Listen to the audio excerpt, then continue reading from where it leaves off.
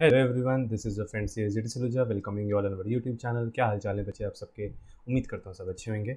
तो आज बच्चे हम लोग इस पर्टिकुलर वीडियो में अपने multi disciplinary case study lecture series का लेक्चर नंबर 18 स्टार्ट करने जा रहे हैं।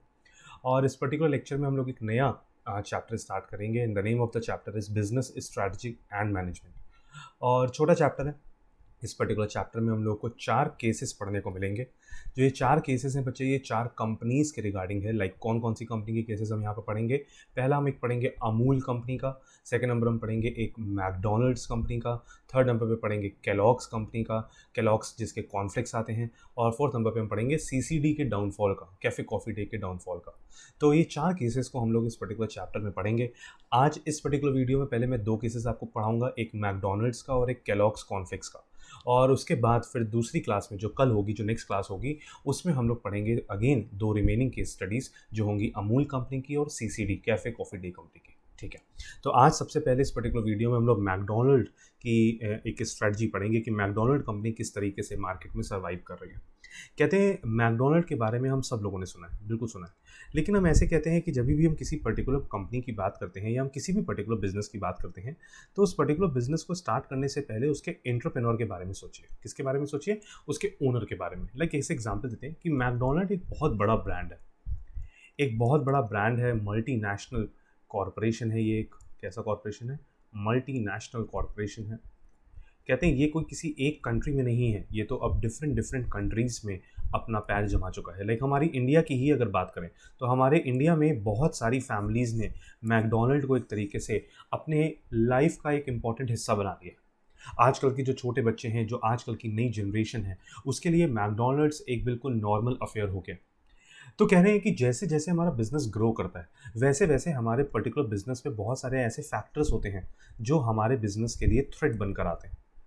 हम ऐसे बोलते हैं कि हम जब भी कोई पर्टिकुलर बिजनेस स्टार्ट करते हैं, तो वो जब बिजनेस स्टार्ट होता है, तो बिजनेस स्टार्ट होने के लिए हम लोग जो पैसा लगाते हैं, जो मीन्स लगाते हैं, जिन रिसोर्सेस की हम हेल्प लेते हैं, वो रिसोर्सेज के बेसिस पे हमारा बिजनेस स्टार्ट तो हो जाता है। लेकिन स्टार्ट होने के बाद इसकी लॉन्ग टर्म सस्टेनेबिलिटी, कौन सा वर्ड बच्चे बोल रहा हूँ मैं? Long term sustainability. ये बहुत सारे ग्राउंड्स पे, बहुत सारे फैक्टर्स पे डिपेंड करती है। ऐसे बहुत सारे फैक्टर्स होते हैं जो हमारे कंपनी को, हमारे बिजनेस को फ्यूचर में लॉन्ग टर्म ग्रो होने से रोकेंगे। अच्छा, वो डेलिबरेटली नहीं रोकना चाहते, बल्कि हम ऐसे बोलते हैं कि हमारा जो लॉन्ग टर्म गोल है, वो लॉन्ग टर्म गोल, एक कोई भी पर्टिकुलर पर्सन अगर अपना बिजनेस स्टार्ट करता है तो वो अपने बिजनेस को एक लंबे समय तक चलाने की कोशिश करता है। वो कभी ये सोचता ही नहीं है कि हमारा बिजनेस 2 साल चलेगा फिर बंद हो जाएगा। हर एक पर्टिकुलर पर्सन अपने बिजनेस को एक लंबे समय तक चलाने की कोशिश करता है। और यहाँ पे हम ऐसे बोल रहे हैं कि मैकडोनल्ड भी हमेशा चाहेगा कि जिंदगी भर, मतलब लाइक इनफाइनाइट टाइम पीरियड तक, उसकी मैकडोनल्ड की कंपनी चलती चली रहे।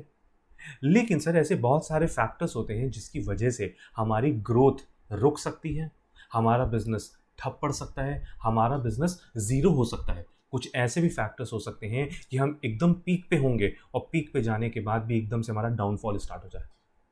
तो कहते हैं हम फिर सर करें क्या? तो कहते हैं हमको स्ट्रैटेजीज बनानी होती हैं सर। क्या बनानी होती हैं? स्ट्रैटेजीज।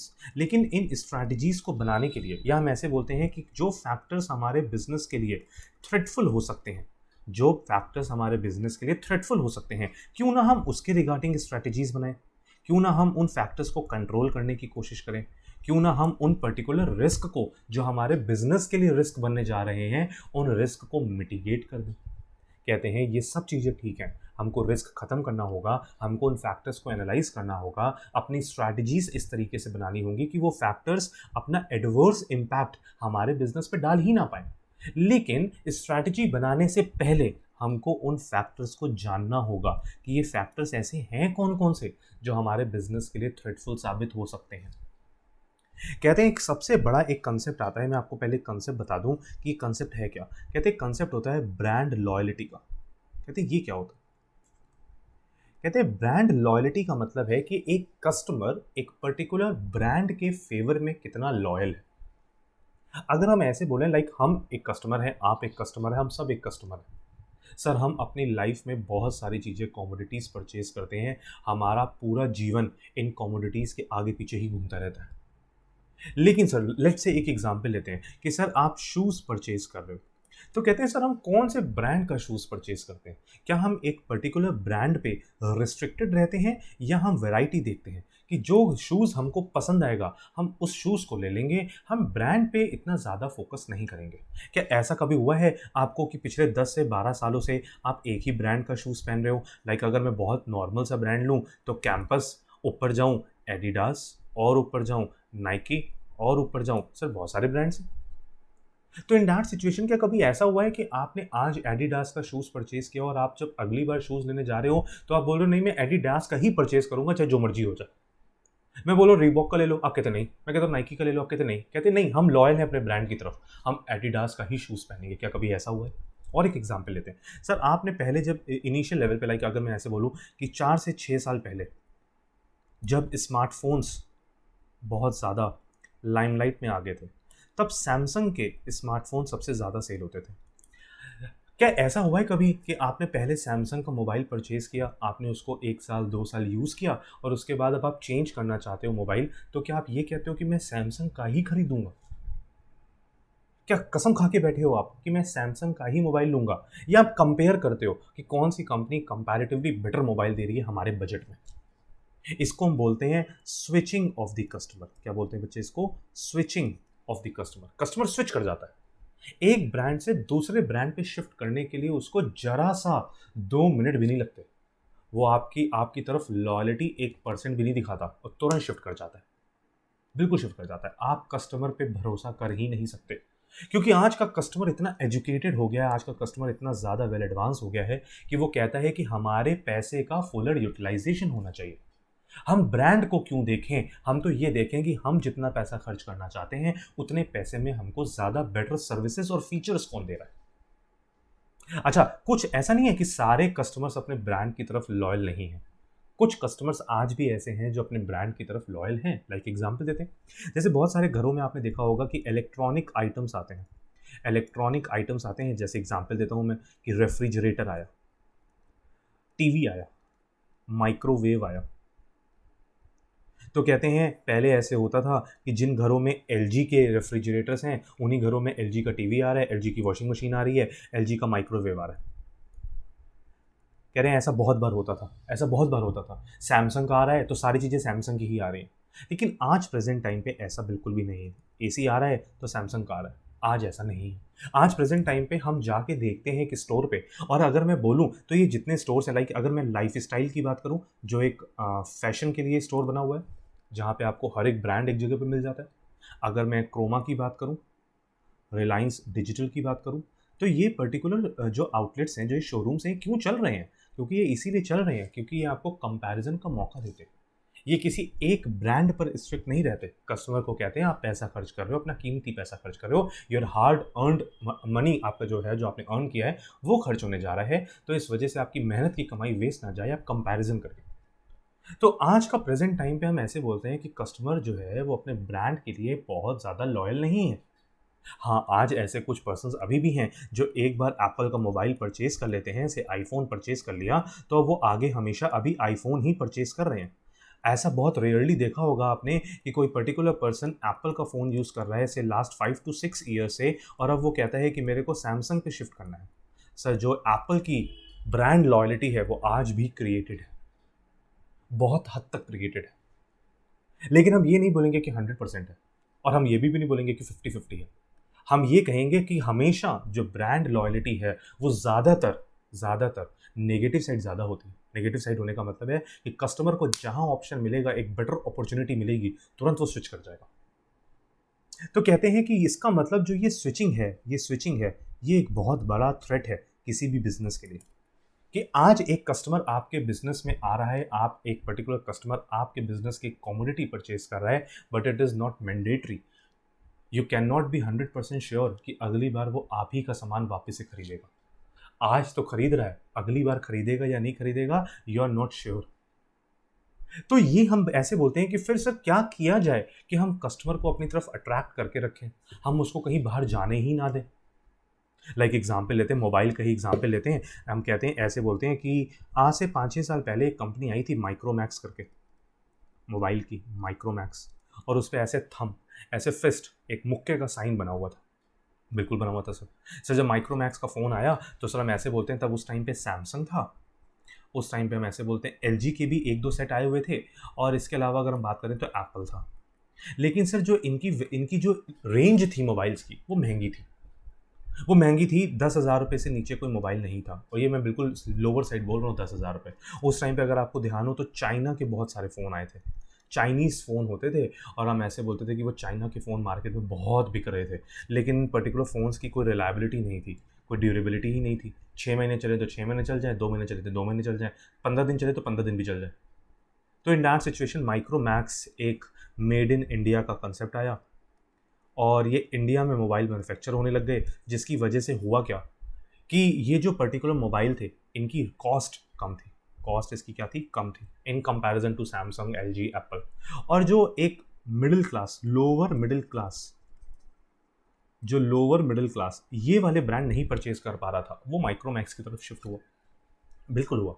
लेकिन सर जब माइक्रोमैक्स की उस टाइम सेल इतनी ज़्यादा बढ़ गई, इतनी ज़्यादा बढ़ गई कि आप सोच नहीं सकते, कि माइक्रोमैक्स एकदम पीक पे चला गया। ऐसा बोले जाने लग गया कि माइक्रोमैक्स मोबाइल में सैमसंग को टक्कर दे रहा है, एलजी को टक्कर दे रहा है, इंडिया में तो दे ही रहा है। अब उस सिचुएशन में क्या हुआ, 2 से 3 साल तक माइक्रोमैक्स ने दबा के पैसा कमाया, बिल्कुल कोई इसमें कोई डाउट नहीं है। लेकिन उसके बाद एकदम से ठप पड़ गया, आज तो माइक्रोमैक्स दिखता ही नहीं है। कहते हैं ऐसा क्यों? कहते हैं तुरंत उस टाइम पे क्या है, वीवो आ गया, ओप्पो आ गया, ये ब्रांड्स आ गए, और ये बेटर सर्विस देने लग गए in comparison to Micromax. Micromax की ड्यूरेबिलिटी भी, जो चलने का टाइम होता था मोबाइल का, वो बहुत ज़्यादा नहीं था। 1 साल के बाद, 6 महीने के बाद, 8 महीने के बाद, 10 महीने के बाद हैंग करने लगता था। वीवो और ओप्पो आए, अब तो खैर एमआई भी आ गया। इन लोगों ने क्या बोला, सस्ते में अच्छी सर्विसेज देना स्टार्ट किया, सस्ते में बेटर क्वालिटी प्रोडक्ट देना स्टार्ट किया, स्विच कर गया कस्टमर। तो आज का मैं क्या बोल रहा हूँ, ब्रांड लॉयल है ही नहीं, तुरंत माइक्रोमैक्स से स्विच कर गया। उसने सोचा ही नहीं कि माइक्रोमैक्स का उस पर्टिकुलर कंपनी ने उस कस्टमर का तब साथ दिया था जब सैमसंग, एलजी, एप्पल कोई साथ नहीं दे पा रहा था, कोई नहीं दे पा रहा था। लेकिन सर आज का कस्टमर तो मैं क्या बोल रहा हूँ, बिल्कुल भी लॉयल नहीं। एक सेकंड नहीं लगता उसको एक ब्रांड को छोड़ने में और दूसरे ब्रांड को पकड़ने में। आज का, हम ऐसे बोलते हैं, आज का कस्टमर बहुत चंचल है, उसका मन भटकता रहता है, कभी किधर कभी किधर, कभी किधर कभी किधर, लॉयल ही नहीं है किसी के लिए। ठीक है सर, बिल्कुल ठीक बात है। आइए अब आते हैं हम यहाँ पर, हमको ये तो पता लग गया कि सर हमको किसके बारे में पढ़ना है और हम क्या चीज़ समझ रहे हैं, कि हमको क्या चीज़ देखनी है। सर हमको वो फैक्टर्स जानने हैं इंपॉर्टेंटली, जो फैक्टर्स हमारे बिजनेस के लिए एडवर्स इम्पैक्ट डाल सकते हैं।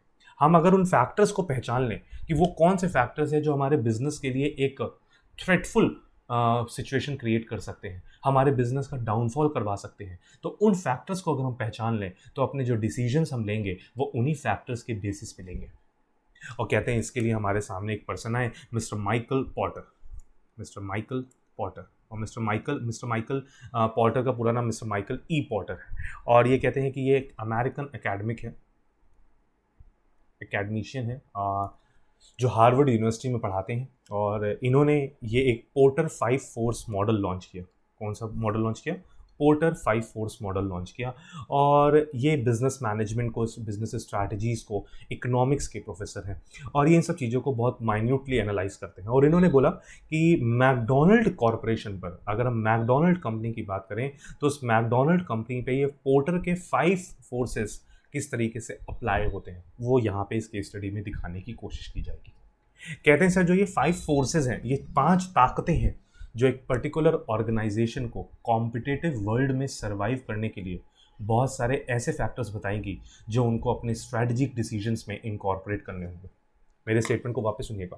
कहते हैं जो माइकल पॉटर के ये 5 फोर्सेस हैं, ये ऐसी 5 ताकतें हैं जो एक पर्टिकुलर ऑर्गेनाइजेशन को कॉम्पिटिटिव वर्ल्ड में, हमारा वर्ल्ड जो आज प्रेजेंट टाइम पे ये कॉम्पिटिटिव है, बहुत कंपटीशन है मार्केट में, और कंपटीशन कंज्यूमर के लिए सबसे अच्छा होता है। और हमने अभी बताया कस्टमर तो ब्रांड लॉयल है ही नहीं, वो तो तुरंत अपना फायदा देखता है और तुरंत शिफ्ट कर जाता है।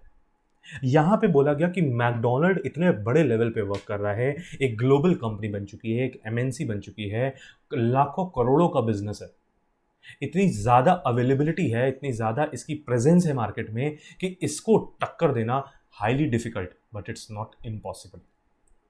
टक्कर देना डिफिकल्ट है बट इम्पॉसिबल नहीं है। क्योंकि ये जो पोर्टर के 5 फोर्स, ये जो मॉडल है, ये जो 5 ताकतें हैं, जो हम ऐसे बोलेंगे कि वो सिर्फ ताकतें मैकडॉनल्ड के फेवर में नहीं है, उनमें कुछ फोर्सेस ऐसी भी हैं जो मैकडॉनल्ड कंपनी के अगेंस्ट हैं। सर, जो चीज मैकडॉनल्ड के फेवर में है उसको तो ध्यान में रखे मैकडॉनल्ड खाली, और उसको स्टेबल मैनर में कंटिन्यू करती रहे, लेकिन जो फोर्सेस उसके अगेंस्ट हैं उनको समझना होगा। क्योंकि अगर उन पे आज मैकडॉनल्ड ने काबू नहीं पाया तो इन दैट सिचुएशन आपको फ्यूचर में शायद ऐसा देखने को मिल सकता है कि मैकडॉनल्ड को टक्कर देने के लिए एक और नया ब्रांड खड़ा हो गया। और ऐसा नहीं है कि आज टक्कर देने के लिए ब्रांड है नहीं, लाइक हमारे इंडिया में ही बर्गर किंग एक अलग ही लेवल पे ग्रो कर रहा है। और ऐसा थोड़ी ना बोलेंगे कि मैकडॉनल्ड का कोई कॉम्पिटिटर ही नहीं है। बर्गर किंग तो छोड़िए, पिज्जा हट, Subway, Domino's, although sir pizza हट डोमिनोज में तो बर्गर्स पे ज़्यादा स्पेशलाइजेशन नहीं है, वहाँ तो पिज़्ज़ा ज़्यादा मिलते हैं। बट सर ध्यान से सुनिएगा, हम स्विचिंग कॉस्ट की बात कर रहे हैं। क्या आप रोज बर्गर खा सकते हो? क्या सर आप शिफ्ट नहीं कर सकते कभी कि आज यार बर्गर नहीं खाएंगे, बहुत टाइम हो गया? अगर तो ये पिज़्ज़ा हट, ये डोमिनोज, ये सबवे, ये हो ही ना, तो इन दैट सिचुएशन तो हम ये बोलेंगे कि एक पर्सन के पास ऑप्शन ही नहीं है, उसको कुछ फास्ट फूड में खाना है तो यहीं आना पड़ेगा। लेकिन सर ऐसा बिल्कुल नहीं है। और हम अपने इंडिया में बात करें अगर, तो हम इंडिया में सबसे बेस्ट एग्जांपल लेते हैं मैकडॉनल्ड को कंपेयर करने के लिए बर्गर किंग से। ऑल्दो अभी दोनों का बहुत बड़ा कंपैरिजन नहीं है, क्योंकि मैकडॉनल्ड एक ग्लोबल लेवल पे अपनी प्रेजेंस बना चुका है, लेकिन सर बर्गर किंग कुछ पीछे भी नहीं है। इंडिया में तो प्रॉपर टक्कर दे रहा है। जहां मैकडी का रेस्टोरेंट है वहीं बगल में बर्गर किंग ने भी खोल दिया। और ऐसा भी नहीं है कि कस्टमर स्विच नहीं कर रहा। ऐसा आप नहीं कह सकते कि बर्गर किंग के आउटलेट खाली पड़े। बर्गर किंग के स्टोर में भी लोग जा रहे हैं। जितनी भीड़ मैकडी में है उतनी भीड़ बर्गर किंग में भी है। तो कहीं ना कहीं सर मैकडी को इस चीज़ को देखना होगा और इस चीज़ को समझना होगा कि वो अपने इस पर्टिकुलर कॉम्पिटिटर से कैसे कॉम्पीट करे। क्योंकि अगर उसने ये सारे फैक्टर्स कंसिडर किए बिना एक नॉर्मल मैनर में अपना बिजनेस रन किया तो पता भी नहीं लगेगा, और एक कॉम्पिटिटर खड़ा होकर आपके बिजनेस को बिल्कुल पूरी तरीके से शैटर कर देगा। सर ध्यान रखिएगा, बिजनेस को चलाना है तो कॉम्पिटिटर्स की स्टडी करना जरूरी है। ये जरूर देखो कि आपका कॉम्पिटिटर क्या कर रहा है। आप अपना काम तो देखो, आप अपने लिए तो ऑनेस्टी के साथ काम करो, लेकिन ये भी देखो कि आपका कॉम्पिटिटर क्या क्या स्टेप्स ले रहा है। क्योंकि कहीं ऐसा ना हो कि कॉम्पिटिटर का लिया हुआ स्टेप उसके लिए फायदेमंद हो जाए, आपके लिए नुकसानदायी हो जाए। तो ये चीज पे हमको फोकस करना है। तो उससे पहले हमको वो फैक्टर्स जानने होंगे, और ये पोर्टर के 5 फोर्स मॉडल हमको वो पर्टिकुलर 5 फैक्टर्स हमको एनालाइज करके बताएंगे जो अकॉर्डिंग टू पोर्टर एक बिजनेस के लिए बहुत इंपॉर्टेंट है। देखते हैं क्या लिखा है। कहते लिखा है Porter 5 forces analysis is a strategic management tool. Sir हम यहाँ पे स्ट्रैटेजीज को फ्रेम करते हैं to analyse industry and understand underlying levels of profitability in a given industry. और सर हमको ये जो पर्टिकुलर मॉडल है ये भी दिखाता है कि जिस पर्टिकुलर इंडस्ट्री को हम बिलोंग करते हैं उस पर्टिकुलर इंडस्ट्री में किस लेवल की प्रॉफिटेबिलिटी आज भी बाकी है। ऐसा हो सकता है, अच्छा हम कभी भी ये नहीं बोल सकते कि हम अपने सैचुरेशन पॉइंट पे पहुंच चुके हैं कि अब हम और कुछ कर ही नहीं सकते। ध्यान रखिएगा, जिस दिन आपको अपने बिजनेस में, अपने सर्विस सेक्टर में ऐसा लगने लगे कि अब मैं बिल्कुल सुप्रीम लेवल पे पहुंच चुका हूं, अब मेरे को कोई टक्कर नहीं दे सकता, उसी दिन समझ लीजिए आपका एक कॉम्पिटिटर पैदा हो जाएगा।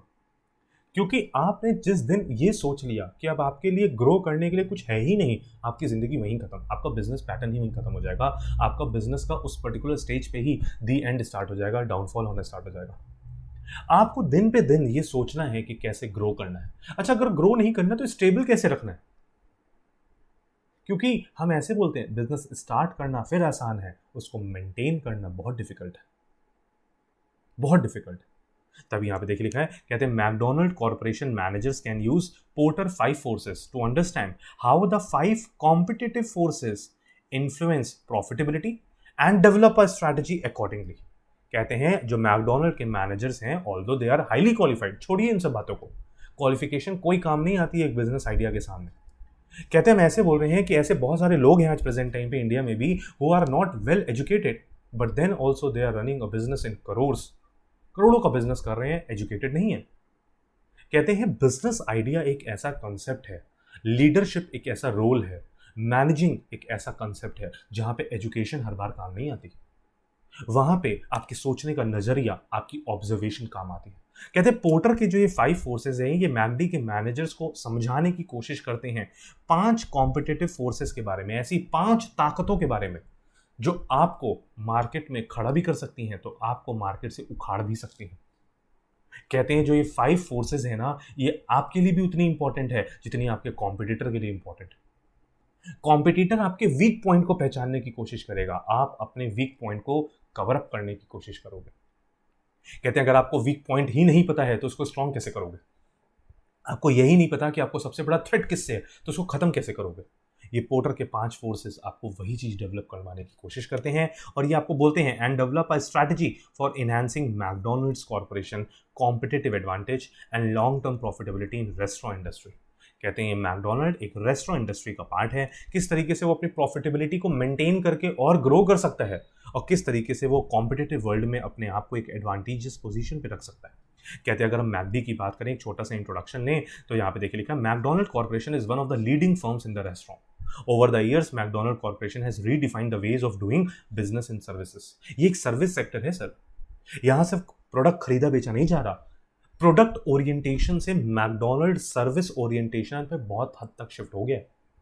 रिलेशनशिप मैनेजर्स अपॉइंट होने लगे हैं मैकडॉनल्ड के आउटलेट्स पे, जो कस्टमर्स के साथ एक कॉन्टैक्ट बना के रखते हैं। आप कभी भी लाइक अगर हम प्रेजेंट टाइम की बात करें, आज कोविड की बात करें, तो like majority of the McDonald outlets पे क्या हो गया है कि हर टेबल पे एक क्यूआर कोड लगा दिया गया। आप जाइए, आपको काउंटर पे जाने की जरूरत नहीं है, आप क्यूआर कोड अपने मोबाइल से स्कैन करिए, वहीं ऑर्डर दीजिए, आपके उसी पर्टिकुलर टेबल पे आपको आपका ऑर्डर सर्व कर दिया जाएगा। Due to this covid guidelines, distancing maintain करने के लिए भीड़ ना लगे। कहते हैं आप जैसे ही मैकडी में एंटर करेंगे, आपको 1 या 2 पर्सन ऐसे मिल जाएंगे जो आपकी हेल्प करने को तुरंत रेडी खड़े होंगे, और वो बोलेंगे कि सर आपको नहीं पता कैसे, क्योंकि लाइक हम ऐसे बोलता हूँ कि हमारे इंडिया में आज भी हम लोग के पापा लोगों की एज वाले ऐसे बहुत सारे पर्सन्स हैं 50 ईयर्स से ऊपर, 40 ईयर्स से ऊपर, जिनको नहीं आइडिया ये क्यूआर कोड वगैरह स्कैन कैसे करने। आप हमेशा जब भी बिजनेस स्ट्रैटेजीज को सोचिएगा तो ध्यान रखिएगा, आप हमेशा ये ना सोचिएगा कि आपका कस्टमर पढ़ा लिखा ही होगा। सर मैकडॉनल्ड में आने वाला कस्टमर पढ़ा लिखा भी हो सकता है और पढ़ा लिखा नहीं भी हो सकता। वो बर्गर खाने आया है, एजुकेशन लेने नहीं आया, डिग्री लेने नहीं आया। सर वो हेल्प कर रहा है हर एक कस्टमर की, क्योंकि जब टेक्नोलॉजी के बेसिस पे आप इस पर्टिकुलर बिजनेस को रन कर रहे हो, तो जरूरी नहीं है कि हर कोई पर्टिकुलर पर्सन इतना डेवलप हो चुका है कि वो उस टेक्नोलॉजी को तुरंत अडॉप्ट कर ले। तो आपको देखना होगा कि आप कैसे उनकी हेल्प कर सकते हैं। तभी देखो यहाँ पे कह रहे हैं कि सर्विस सेक्टर में इसने बहुत इंप्रूव किया है। McDonald's Corporation is listed at New York Stock Exchange. कहते हैं न्यूयॉर्क स्टॉक एक्सचेंज पे लिस्टेड है company, having a market capitalisation of 124.45 billion US dollars. लाखों करोड़ों का बिजनेस है, ठीक है। कहते हैं अब ये पोर्टर के 5 फोर्सेस क्या हैं, तो कहते हैं इनको हम बाद में पढ़ेंगे, पहले हम इन फोर्सेस को एक एक करके पढ़ना स्टार्ट करते हैं। कहते हैं उसके बाद मैं इस पैराग्राफ को कंप्लीट कराऊंगा। कहते हैं लिखा porter 5 forces is a holistic strategy framework that look strategic decisions away from just analysing the present competition. ये बहुत इंपॉर्टेंट लाइन है। कहते हैं जो ये पोर्टर के 5 फोर्सेस है ना, ये आज के कॉम्पिटिटिव वर्ल्ड को कंपैरिजन नहीं करवाते, ये बताते हैं कि आपके फ्यूचर में आपको किससे थ्रेट हो सकता है। शॉर्ट एनालिसिस आपने पढ़ी होगी, अगर नहीं पढ़ी तो हम ये पढ़ेंगे भी, अगली क्लास में पढ़ेंगे अमूल के केस में। कहते हैं शॉर्ट एनालिसिस हमको प्रेजेंट टाइम की बातें बताती है, फ्यूचर ओरिएंटेड वो भी है, लेकिन पोर्टर के 5 फोर्सेस इतने ज़्यादा फ्यूचरिस्टिक हैं, ये हमको इतनी ज़्यादा प्रॉपर तरीके से परसेप्शंस क्रिएट करवाते हैं जितना शॉर्ट एनालिसिस नहीं करवा पाते। कहते तभी बोला it that took strategic decisions away from just analysing the present competition. Sir ये हमको ऐसी स्ट्रेटजीज फ्रेम करवाता है जो हमारे फ्यूचर में हमको काम आएंगी, प्रेजेंट की तो बात छोड़ दीजिए। कहते हैं Porter 5 forces focuses on how McDonald corporation can build a sustainable competitive advantage in restaurant industry. कहते हैं मैकडॉनल्ड के लिए प्रेजेंट टाइम पे ग्रोथ इतनी इंपॉर्टेंट नहीं है जितनी उसकी स्टेबिलिटी इंपॉर्टेंट है। उसकी लॉन्ग टर्म सस्टेनेबिलिटी, कितना बिजनेस सस्टेन करेगा लॉन्ग टर्म में, वो बहुत इंपॉर्टेंट है मैकडॉनल्ड के लिए। कहते हैं managers at McDonald corporations can not only use Porter 5 forces to develop a strategic position within restaurant industry. कहते हैं सिर्फ स्ट्रेटेजिक डिसीजन के लिए 5 फोर्सेस आपके काम नहीं आएंगी, but can also explore profitable opportunities in whole service sector. Sir वो ग्रो करने के लिए, स्टेबल करने के लिए, लाइक अभी मैंने जैसे आपको बोला कि स्विचिंग कॉस्ट है कस्टमर की, स्विच कर जाता है तुरंत। कहते हैं वो स्विचिंग रोकी कैसे जाएगी, कैसे हम कस्टमर को ये बोले कि आप हमारे ही स्टोर पे आइए, आपको कहीं और जाने की जरूरत ही नहीं है। कहते हैं आपको डिफरेंट प्रोडक्ट लाइंस लॉन्च करनी होंगी, आपको डिफरेंट प्रोडक्ट्स लाने होंगे, अपने प्रोडक्ट में डेवलपमेंट करना होगा, प्रोडक्ट में चेंजेस करने होंगे, क्योंकि हमारा जो दिमाग है, कस्टमर का माइंड है, वो एक चीज को बार बार नहीं खरीद सकता, कुछ ना कुछ चेंजेस करने होंगे, इनोवेशंस करनी होंगी। तभी बोला यहाँ पे कि और कौन कौन सी ऐसी प्रॉफिटेबल अपॉर्चुनिटीज हो सकती हैं आपके सर्विस सेक्टर में, वो भी पोर्टर आपको यहाँ पे बताएंगे। वो पोर्टर के 5 फोर्सेस आप इनकॉर्पोरेट करके देखिए, आपको एडवांटेज ना मिले तो बताइए। हम देखते हैं सर, आइए देख लेते हैं कि कैसे एडवांटेज मिल सकता है। सर सबसे पहली फोर्स लिखी हुई है थ्रेट्स ऑफ न्यू एंट्रेंट्स। कहते हैं 5 पोर्टर की 5 फोर्सेज है, उसमें पहली फोर्स सबसे बड़ा थ्रेट है सर। कंपटीशन देने के लिए मार्केट में कोई और प्लेयर तो नहीं एंटर कर जाएगा? क्या सर आपको लगता है कि मैकडोनल्ड को टक्कर देने के लिए कोई आ सकता है? आज से 4-5 साल पहले बर्गर किंग नहीं था, क्या आज है?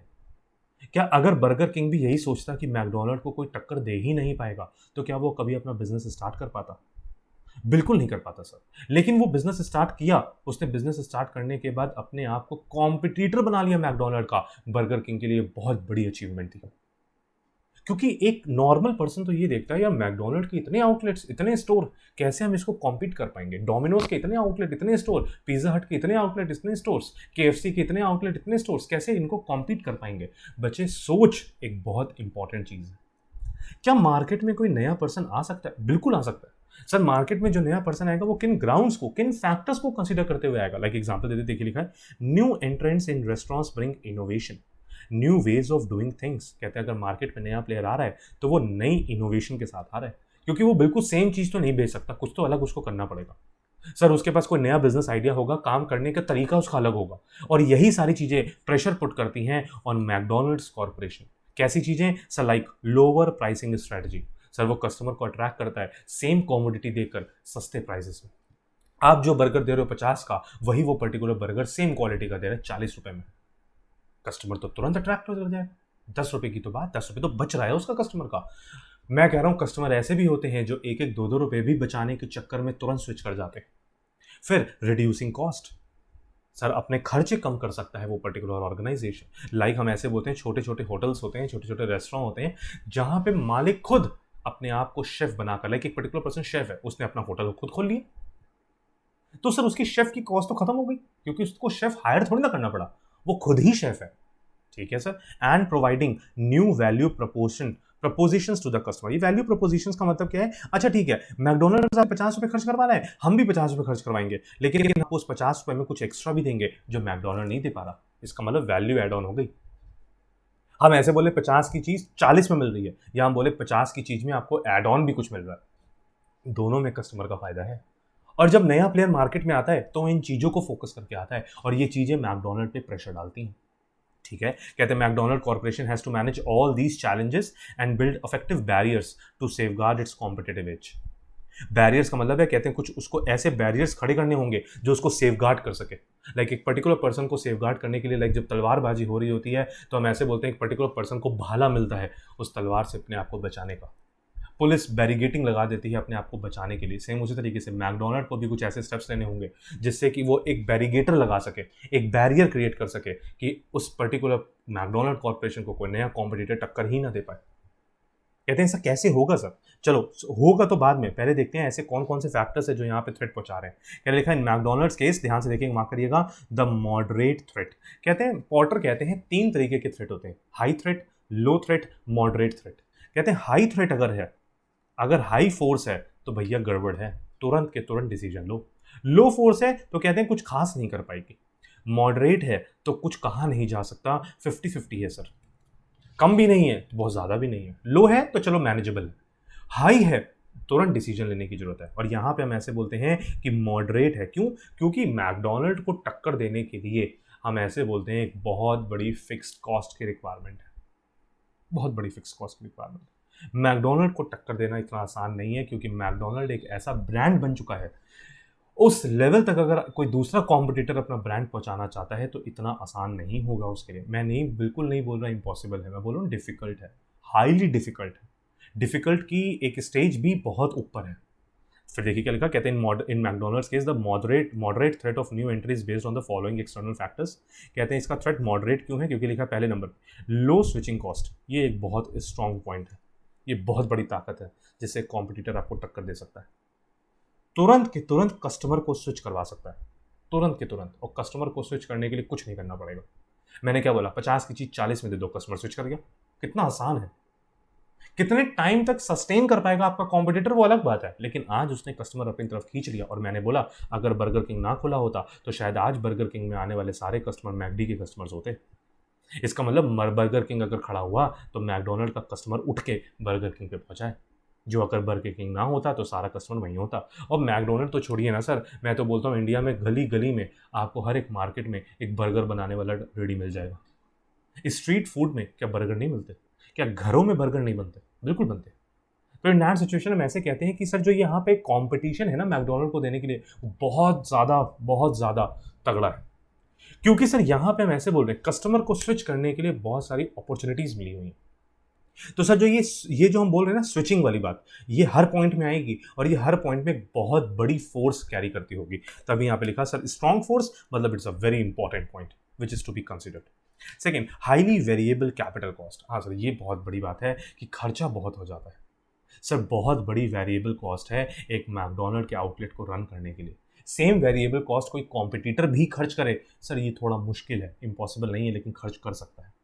Third, high cost of brand development. Sir brand development की कॉस्ट तो सच में बहुत हाई है। तो ये एक हमारी वीक फोर्स है, ये हमको इतना थ्रेट नहीं पहुंचाएगी, लेकिन ये बहुत बड़ा एक पॉइंट है जो हमको थ्रेट पहुंचा सकता है। वेरी वेरी इंपॉर्टेंट पॉइंट, ये बहुत इंपॉर्टेंट है। अच्छा सर, यहाँ लिखा वेरिएबल कैपिटल कॉस्ट। वेरिएबल का मतलब है लाइक रेंट पे आउटलेट खोला हुआ है, पैसा आता रहेगा तो रेंट देते रहेंगे। हम ऐसे बोलते हैं कि एक आउटलेट है जिसका महीने का रेंट 10 लाख रुपए है। एक बंदा बोलता है, एक पर्टिकुलर बच्चा बोलता है सर 10 लाख रुपए महीना। मैं बोल रहा हूँ अगर तुम 50 लाख रुपए की महीने में सेल कर दे रहे हो तो 10 लाख रुपए देने में क्या जा रहा है? तो ये तो वेरिएबल है। तो तुम्हारे पास पैसा आ रहा है तो तुमको रेंट देने में नहीं खलेगा। दिक्कत तो तब होगी जब पैसा आना बंद हो जाएगा, जो कोविड में हुआ। रेंटल बिजनेस बहुत डिफिकल्ट है। रेंट पे बिजनेस करना डिफिकल्ट है till the time you are not having huge funds. तभी यहाँ पे देखो लिखा है। अब देखो इन तीनों पॉइंट्स को मैं एक्सप्लेन करता हूँ। देखो कैसे एक्सप्लेन किया। The low switching cost allow customers to easily move from McDonald's toward new fast food restaurant companies. Sir low switching cost sir आराम से शिफ्ट कर सकता है, किसी भी दूसरे रेस्टोरेंट में शिफ्ट कर सकता है। In Porter's 5 forces analysis model, this external factor strengthens the threat of new entrants. और सर एक ये वाला जो मॉडल है ना, ये जो फोर्स है लो स्विचिंग कॉस्ट की, ये अट्रैक्ट करती है कॉम्पिटिटर को भी, क्योंकि कॉम्पिटिटर कहता है क्या दे रहा है 50 में मैकडोनल्ड तुमको, हम लोग को वही चीज 35 रुपए में देंगे, बताओ। तो कह रहे हैं ये जो पॉइंट है ना, ये कॉम्पिटिटर्स को खड़ा करता है और ये मैकडोनल्ड के लिए बहुत बड़ा थ्रेट है। इसलिए मैकडी को ये सोचना होगा कि वो इतनी कम कॉस्ट रखे कि कस्टमर को स्विच करने पे कोई फायदा ही ना मिले। फिर also variable capital cost of establishing a new restaurant empowers new business to enter the global fast food restaurant industry. कहते हैं वेरिएबल कैपिटल कॉस्ट है, फिक्स नहीं है, क्योंकि हम रेंट पे भी आउटलेट्स को खोल सकते हैं। इस वजह से हम इतना बड़ा स्टेप उठाने से पहले बहुत बार सोचेंगे, बट इतना डिफिकल्ट नहीं होगा ये स्टेप उठाना। For example, small restaurant business involve low capital cost compare to major corporation in the market. Sir एक छोटा रेस्टोरेंट अगर हम बनाना चाहते हैं, लाइक एक आउटलेट भी खोल दें, तो क्या दिक्कत है सर? हमारे लिए उतने खर्चे नहीं होंगे जितने मैकडी खर्च कर रहा है, क्योंकि हम उसी पर्टिकुलर रेस्टोरेंट को रन करेंगे अपने आप। ठीक है, कहते हैं this external factor leads to moderate threat. ये इतना बड़ा थ्रेट नहीं है सर, मॉडरेट है।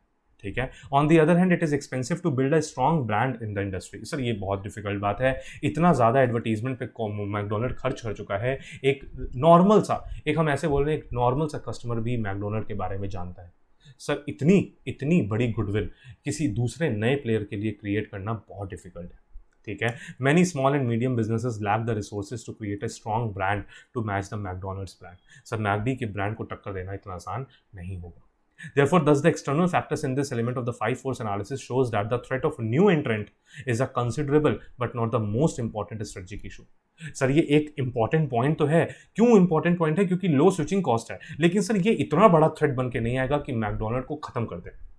इसका मतलब सर जो इसकी डिपेंडेंसी है, या हम ऐसे बोलेंगे जो इसकी फोर्स है, वो ठीक ठीक है, मॉडरेट कॉन्सेप्ट है, बहुत बड़ा थ्रेट नहीं है बट बहुत बड़ा नहीं। ठीक है, कहते हैं how McDonald corporation can tackle the threat of new एंट्रेंट। कह रहे हैं इसको कैसे टैकल किया जाए, तो कहते हैं by innovating new products and services. McD खुद नए प्रोडक्ट लेकर आए, नए सर्विसेज के स्टैंडर्ड सेट करें। New products not only brings new customer, कहते हैं नया प्रोडक्ट खाली नया कस्टमर नहीं लेकर आता, बल्कि but also give old customer a reason to buy McDonald's corporation product. बल्कि पुराना कस्टमर भी आपके पास टिका रहेगा, क्योंकि उसको कोई नई चीज़ अगर चाहिए तो आप ही क्या मिल जाएगी, आपको कहीं और जाने की जरूरत नहीं। कहते हैं by building economies of scale so that it can lower the fix cost per unit. कहते हैं जब आप लार्ज स्केल पे बिजनेस करते हो, तो ये हम इकोनॉमिक्स में क्लास 11 से पढ़ते आ रहे हैं, इवन क्लास 9 से भी आप शायद पढ़ते आ रहे होगे, कि जब लार्ज इकोनॉमीज ऑफ स्केल होती है तो पर यूनिट कॉस्ट हमारी कम होती चली जाती है। क्योंकि अब इसका मैं एग्जाम्पल नहीं दे रहा आपको, क्यों? क्योंकि मैं ऐसे बोलूंगा कि जब आप बड़े लेवल पे काम करोगे तो आपकी पर यूनिट कॉस्ट अपने आप ऑटोमेटिकली कम होती चली जाएगी। ठीक है। कहते हैं building capacities and spending money on research and development. कह रहे हैं जो आप पैसा खर्च कर सकते हो मैकडी रिसर्च एंड डेवलपमेंट पे, वो एक नया कॉम्पिटिटर नहीं कर सकता, क्योंकि आपके पास सरप्लस फंड है रिसर्च में पैसा खर्च करने के लिए, लेकिन नए कॉम्पिटिटर के पास इतना पैसा नहीं है कि वो रिसर्च कर सके। वो अपने पैसे का यूटिलाइजेशन बिजनेस को सेटअप करने में लगाएगा, रिसर्च करने में नहीं लगाएगा। New entrants are less likely to enter a dynamic industry where the established players such as McDonald's keep defining the standards regularly. कहते हैं हर एक पर्टिकुलर बिजनेस में एंटर करने से पहले कॉम्पिटिटर देखता है कि वो बिजनेस कितना डायनेमिक है। अगर वो बहुत ज़्यादा डायनेमिक हुआ तो वह एंटर करने से रुकेगा, अपने आप को रोक लेगा। ठीक है। कहते हैं सर सेकंड नंबर पॉइंट आता है bargaining power of suppliers. Sir ये एक थ्रेट है, लेकिन इतना बड़ा थ्रेट नहीं है, मैं इसको कैटेगरी में रखूंगा लो में। अच्छा, न्यू एंट्रेंस वाले को हम लोगों ने कौन सी कैटेगरी में रखा था? सर हाई कैटेगरी में तो नहीं रखता मैं, मॉडरेट में रख लेता हूँ। रिस्क है बट हाई रिस्क नहीं है, मॉडरेट रिस्क है। बार्गेनिंग पावर ऑफ सप्लायर्स को तो हम लो रिस्क रखेंगे। कहते हैं ये क्या होता है? कहते हैं सर जब मैकडी है, ये मैकडी को बहुत सारे रॉ मटेरियल की जरूरत होती है। सर वो कहाँ से लेता है ये रॉ मटेरियल? लाइक एग्जांपल देते हैं, सर क्या इसको अनियन नहीं चाहिए? मैकडी को चाहिए सर। क्या इसको टोमेटोज नहीं चाहिए? चाहिए सर, बिल्कुल चाहिए। क्या इसको ऑयल नहीं चाहिए? सर बिल्कुल चाहिए। क्या इसको कैबेज नहीं चाहिए? बिल्कुल चाहिए सर, बिल्कुल चाहिए। सर जब जब आलू टिक्की बनती है तो क्या आलू नहीं चाहिए? एग वाला बनता है तो क्या एग नहीं चाहिए? चिकन वाला बनता है तो क्या चिकन नहीं चाहिए? तो सर चाहिए, तो रॉ मटेरियल तो बहुत चाहिए। अब मैकडी ये सब की खेती थोड़ी ना करना स्टार्ट कर देगा, अगर कर भी देता तो बहुत अच्छी बात है, लेकिन हर चीज़ हम सोचो कि खुद सेल्फ डिपेंडेंट हो जाए अपने लिए, तो हर चीज़ में होना ये डिफिकल्ट है। और तो जब आप लार्ज स्केल पे जाते हो तो यही होता है, जब आपके पास सरप्लस फंड होता है तो आप हर चीज़ में सेल्फ डिपेंडेंसी लाने की कोशिश करते हो। तो इसका मतलब हम ऐसे बोलेंगे कि रॉ मटेरियल के लिए कहीं ना कहीं मैकडी को भी दूसरे सप्लायर्स के ऊपर डिपेंड रहना पड़ता होगा। अब अगर हम ऐसे बोलें कि दूसरे सप्लायर ने रॉ मटेरियल सप्लाई करने से मना कर दिया, ये कहते हुए मैकडी पहले ज़्यादा पैसा दो तब सप्लाई करेंगे, क्या मैकडी के लिए ये थ्रेट नहीं है? बिल्कुल है। क्या मैकडी के लिए इतना आसान होगा रोज प्राइजेस को अप डाउन करना, फ्लक्चुएशन लाना? बहुत डिफिकल्ट है सर। रोज के रोज आप प्राइसेस फ्लक्चुएट नहीं करते। एक बार अगर आपने प्राइस फिक्स कर दिया तो एक लंबे समय तक वो प्राइसेस चलती रहती हैं। तो सर जब हम ऐसे बोलते हैं कि जब प्राइसेस फिक्स की जाती हैं तो इन पॉइंट्स को ध्यान में रखते हुए फिक्स की जाती हैं कि अगर थोड़ा बहुत ऊपर नीचे प्राइसेस में हुआ रॉ मटेरियल के तो मैनेज किया जा सके, प्राइसेस अननेसेसरली चेंज ना करनी पड़े। क्योंकि सर जहां पे प्राइसेस बार बार चेंज होती है, कस्टमर का ध्यान थोड़ा सा भटकता रहता है। तभी यहाँ पे देखो बोल रहे हैं almost all the companies in the restaurant industry by there raw material from numerous suppliers and this is the most important line. इसी पर्टिकुलर लाइन की वजह से हम ऐसे बोलते हैं कि मैकडी भी अपने सप्लायर्स के ऊपर डिपेंडेंट हो जाता है। अगर अनियन की टोमेटो की सप्लाई ना आई, मैकडोनल्ड क्या करेगा? और सप्लायर इसलिए अनियन टोमेटो नहीं दे पा रहा क्योंकि वो कह रहा है कि हमको पहले ज़्यादा पैसा दो तब देंगे, नहीं तो नहीं देंगे। अब मैकडी कह रही है हमको अनियन टोमेटो तो चाहिए क्योंकि उसके बिना हमारा रेस्टोरेंट चलेगा ही नहीं, तो कहीं ना कहीं मैकडी को महंगे पे अनियन टोमेटो खरीदना होगा। लेकिन अगर हम सप्लायर फिक्स कर दें और हम ऐसे बोलते हैं कि तुम सप्लायर सिर्फ हम ही को सप्लाई करोगे और किसी को कर ही नहीं सकते, अब बताओ कॉन्ट्रैक्ट साइन हो जाए, अब बताओ कॉन्ट्रैक्ट फार्मिंग होने लग जाए, क्या तब उस सिचुएशन में मैकडी अपने आप को सेफर साइड रख सकता है? यस, क्योंकि आप उस पर्टिकुलर सप्लायर की सप्लाई ही ले सकते हो और कोई और किसी को वो सप्लायर सेल ही नहीं कर सकता। उस सिचुएशन में सप्लायर के पास कोई ऑप्शन नहीं बचेगा। तभी लिखा suppliers in dominant position can decrease the margins McDonald corporation can earn in the market. कहते हैं अगर सप्लायर डोमिनेंट पोजीशन में आ जाए तो वो मैकडोनल्ड के पर यूनिट कॉस्ट को कम कर सकता है, पर यूनिट प्रॉफिट को कम कर सकता है। क्योंकि मैकडी को पहले अगर ₹7 का प्रॉफिट हो रहा था मान लीजिए एक पर्टिकुलर प्रोडक्ट पे, सप्लायर ने अपने रेट बढ़ा दिए, तो कहीं ना कहीं मैकडोनल्ड अपने प्राइसेस को तुरंत तो नहीं बढ़ा पाएगा, लेकिन उसका प्रॉफिट मार्जिन कम हो जाएगा। कहते हैं powerful suppliers in service sectors are used in negotiating powers to extract higher prices from the firms in restaurant field. कह रहे हैं अगर सप्लायर आपका पावरफुल है तो इन दैट सिचुएशन वो निगोशिएट करेगा, क्योंकि उसके पास निगोशिएटिंग पावर है, क्योंकि वो अपर साइड पे, और वो आपसे ज़्यादा प्राइसेस लेने की कोशिश करेगा। And the overall impact of higher supplier bargaining power is that it lowers the overall profitability of restaurant. और कहते हैं अगर हमारे सप्लायर्स की बार्गेनिंग पावर ज़्यादा है तो इन दैट सिचुएशन कहीं ना कहीं हमको प्रॉफिट से सफ़र करना पड़ेगा। ठीक है। अब कहते हैं how McDonald can tackle this bargaining power of supplier. कहते हैं इसको कैसे टैकल किया जाए, तो देखिए नीचे एग्जांपल भी दिया हुआ है, जैसे चला पढ़िए। देखिए developing dedicated suppliers whose business depends upon the firm. कहते हैं ऐसे सप्लायर्स, डेडिकेटेड सप्लायर्स होने चाहिए जिनसे खाली आप ही सामान खरीदते हो, वो सप्लायर किसी और को सामान बेच ही नहीं सकता। Like example, one of the lesson McDonald corporation can learn from Walmart and Nike is how these companies develop third party manufacturers whose business solely depends upon them and thus creating a scenario where these third-party manufacturers have significantly less bargaining power. कहते हैं होता क्या कि आपने बोल दिया कि third party manufacturer हो, आप जो शूज़ बना रहे हो लेंगे हम ही, ब्रांड लेवल हम अपना ही लगाएंगे, लेकिन आप किसी और को नहीं बेच सकते, सिर्फ नाइकी की ब्रांड में ही बिकेगी। अब नाइकी की ब्रांड में ही शूज़ बिकेगा तो कहीं ना कहीं सप्लायर रिस्ट्रिक्ट हो गया। सप्लायर को इसमें फायदा होता है, सप्लायर को नुकसान नहीं होता, क्योंकि सप्लायर ये बोल रहा है कि मैं मैकडोनल्ड को जितना अनियन, जितना टोमेटो, जितना पोटैटो मैं ग्रो कर रहा हूँ, जितना आलू प्याज टमाटर मैं ग्रो कर रहा हूँ, सबका सब मैकडोनल्ड खरीद ले रही है। सप्लायर को कहीं जाने की जरूरत ही नहीं है। मैकडोनल्ड के ट्रक्स आएंगे, आपके सारा रॉ मटेरियल उठा के ले जाएंगे। बताइए, आपको तो कहीं जाना ही नहीं पड़ा, आपने अपनी खेती की, सारा सामान एक साथ बेच दिया, कोई दिक्कत ही नहीं है। सप्लायर को भी फायदा है, लेकिन सप्लायर अगर डेडिकेटेड हो जाए तो ये थ्रेट कम हो जाता है। और बड़े बड़े जितनी कॉर्पोरेशंस है वो डेडिकेटेड सप्लायर्स की तरफ ध्यान देती है। ठीक है, by building efficient supply chain with multiple suppliers. कहते हैं कि ये भी आपके पास बेनिफिट है कि आप डिफरेंट डिफरेंट सप्लायर से कांटेक्ट करके रखिए, कि अगर एक सप्लायर आपको डोमिनेट करने की कोशिश करे तो आप दूसरे सप्लायर पे शिफ्ट कर जाइए। कहते हैं by experimenting with product designs using different material so that if the prices go up of one raw material then company can shift to another. Substitute goods की हम बात करते हैं। सब्स्टिट्यूट मतलब अगर एक पर्टिकुलर आइटम की रॉ मटेरियल की प्राइसेस बढ़ जाएं तो मैकडोनल्ड क्या ऐसा कर सकता है कि उस प्रोडक्ट की जगह किसी ऐसे प्रोडक्ट पे शिफ्ट कर जाए जो चीपर हो? उस चीज़ को एनालाइज करिए, लेकिन उस चीज़ को एनालाइज करने के लिए आपको अपने प्रोडक्ट की सब्स्टिट्यूटेबिलिटी देखनी पड़ेगी कि आपके प्रोडक्ट के रॉ मटेरियल जो यूज़ हो रहे हैं उसमें कौन कौन से सब्स्टिट्यूट आइटम आ सकते हैं। तो हमारे पास दो फोर्सेस कंप्लीट हो गई, एक न्यू एंट्रेंस की, एक न्यू मार्केट प्लेयर्स की, और एक बार्गेनिंग पावर ऑफ सप्लायर की। अब जो हमारे पास तीन फोर्सेस आने वाली हैं इनकी बहुत ज़्यादा हाई रिस्क है। ये सबसे ज़्यादा थ्रेटफुल तीन फोर्सेस हैं। कौन कौन सी sir? Bargaining power of buyers. Sir buyer की बार्गेनिंग पावर, सप्लायर की नहीं, बायर की। बायर सर आपको निचोड़ दे। वो तो क्या चाहता है, एक कस्टमर, एक बायर चाहता है कि वो पैसा खर्च कर रहा है तो उसके पैसे का फुलर यूटिलाइजेशन हो, कम पैसे में ज़्यादा चीज़ें मिले। क्या लिखा? Buyers are often a demanding lot. कह रहे हैं आजकल का जो कस्टमर है वो बहुत डिमांड करता है। They want to buy the best offering available by paying the minimum price as possible. वो कम से कम पैसा देके बेस्ट ऑफर लेना चाहता है। This put pressure on McDonald's corporation profitability in the long run. और इसकी वजह से होता क्या है कि मैकडोनल्ड की जो पर यूनिट प्रॉफिट है वो धीरे धीरे कम होती है, क्योंकि अगर मार्केट में कोई ऐसा कॉम्पिटिटर खड़ा हो गया जो सस्ते में देने लग गया तो मैकडी को कहीं ना कहीं कंट्रोल करना पड़ेगा उस चीज़ को। और कह रहे the smaller and more powerful the customer base is of McDonald corporation the higher the bargaining power of the customer.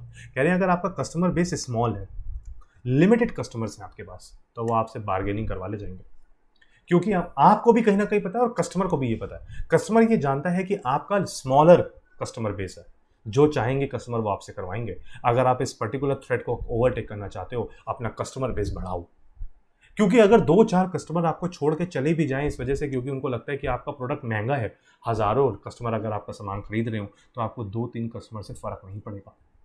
Although वैसे तो ये बोला जाता है बिजनेस में कि एक भी कस्टमर आपके पास से जाना नहीं चाहिए। स्ट्रैटेजी इतनी स्ट्रांग बनाइए कि एक एक कस्टमर आप तक टिका रहे, लॉयल हो जाए आपके लिए। लेकिन सर लॉयल्टी बहुत डिफिकल्ट है आज के टाइम पे। तभी यहाँ पे क्या लिखा? The smaller and more powerful the customer base. कह रहे कस्टमर बेस जितना स्मॉल होगा वो उतना ही पावरफुल हो जाए। अगर कस्टमर बेस बहुत बड़ा है तो इतना पावरफुल नहीं होगा, क्योंकि एक तो यूनियन बनाना बड़ा डिफिकल्ट है।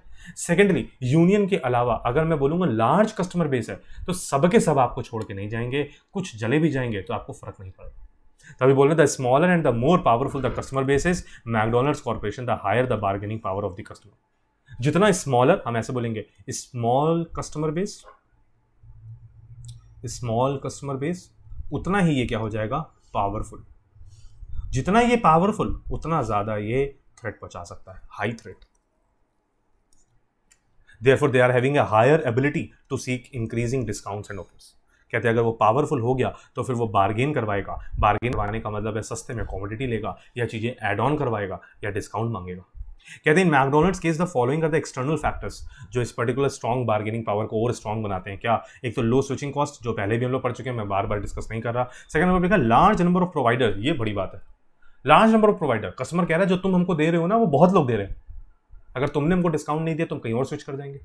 फिर हाई अवेलेबिलिटी ऑफ सब्स्टिट्यूट, तुम ना दो, हमारे पास फास्ट फूड खाने के लिए बहुत सारे आइटम है, हम जरूरी नहीं है कि हमारा पेट नहीं भरेगा अगर तुम हमको आइटम नहीं खिलाओगे।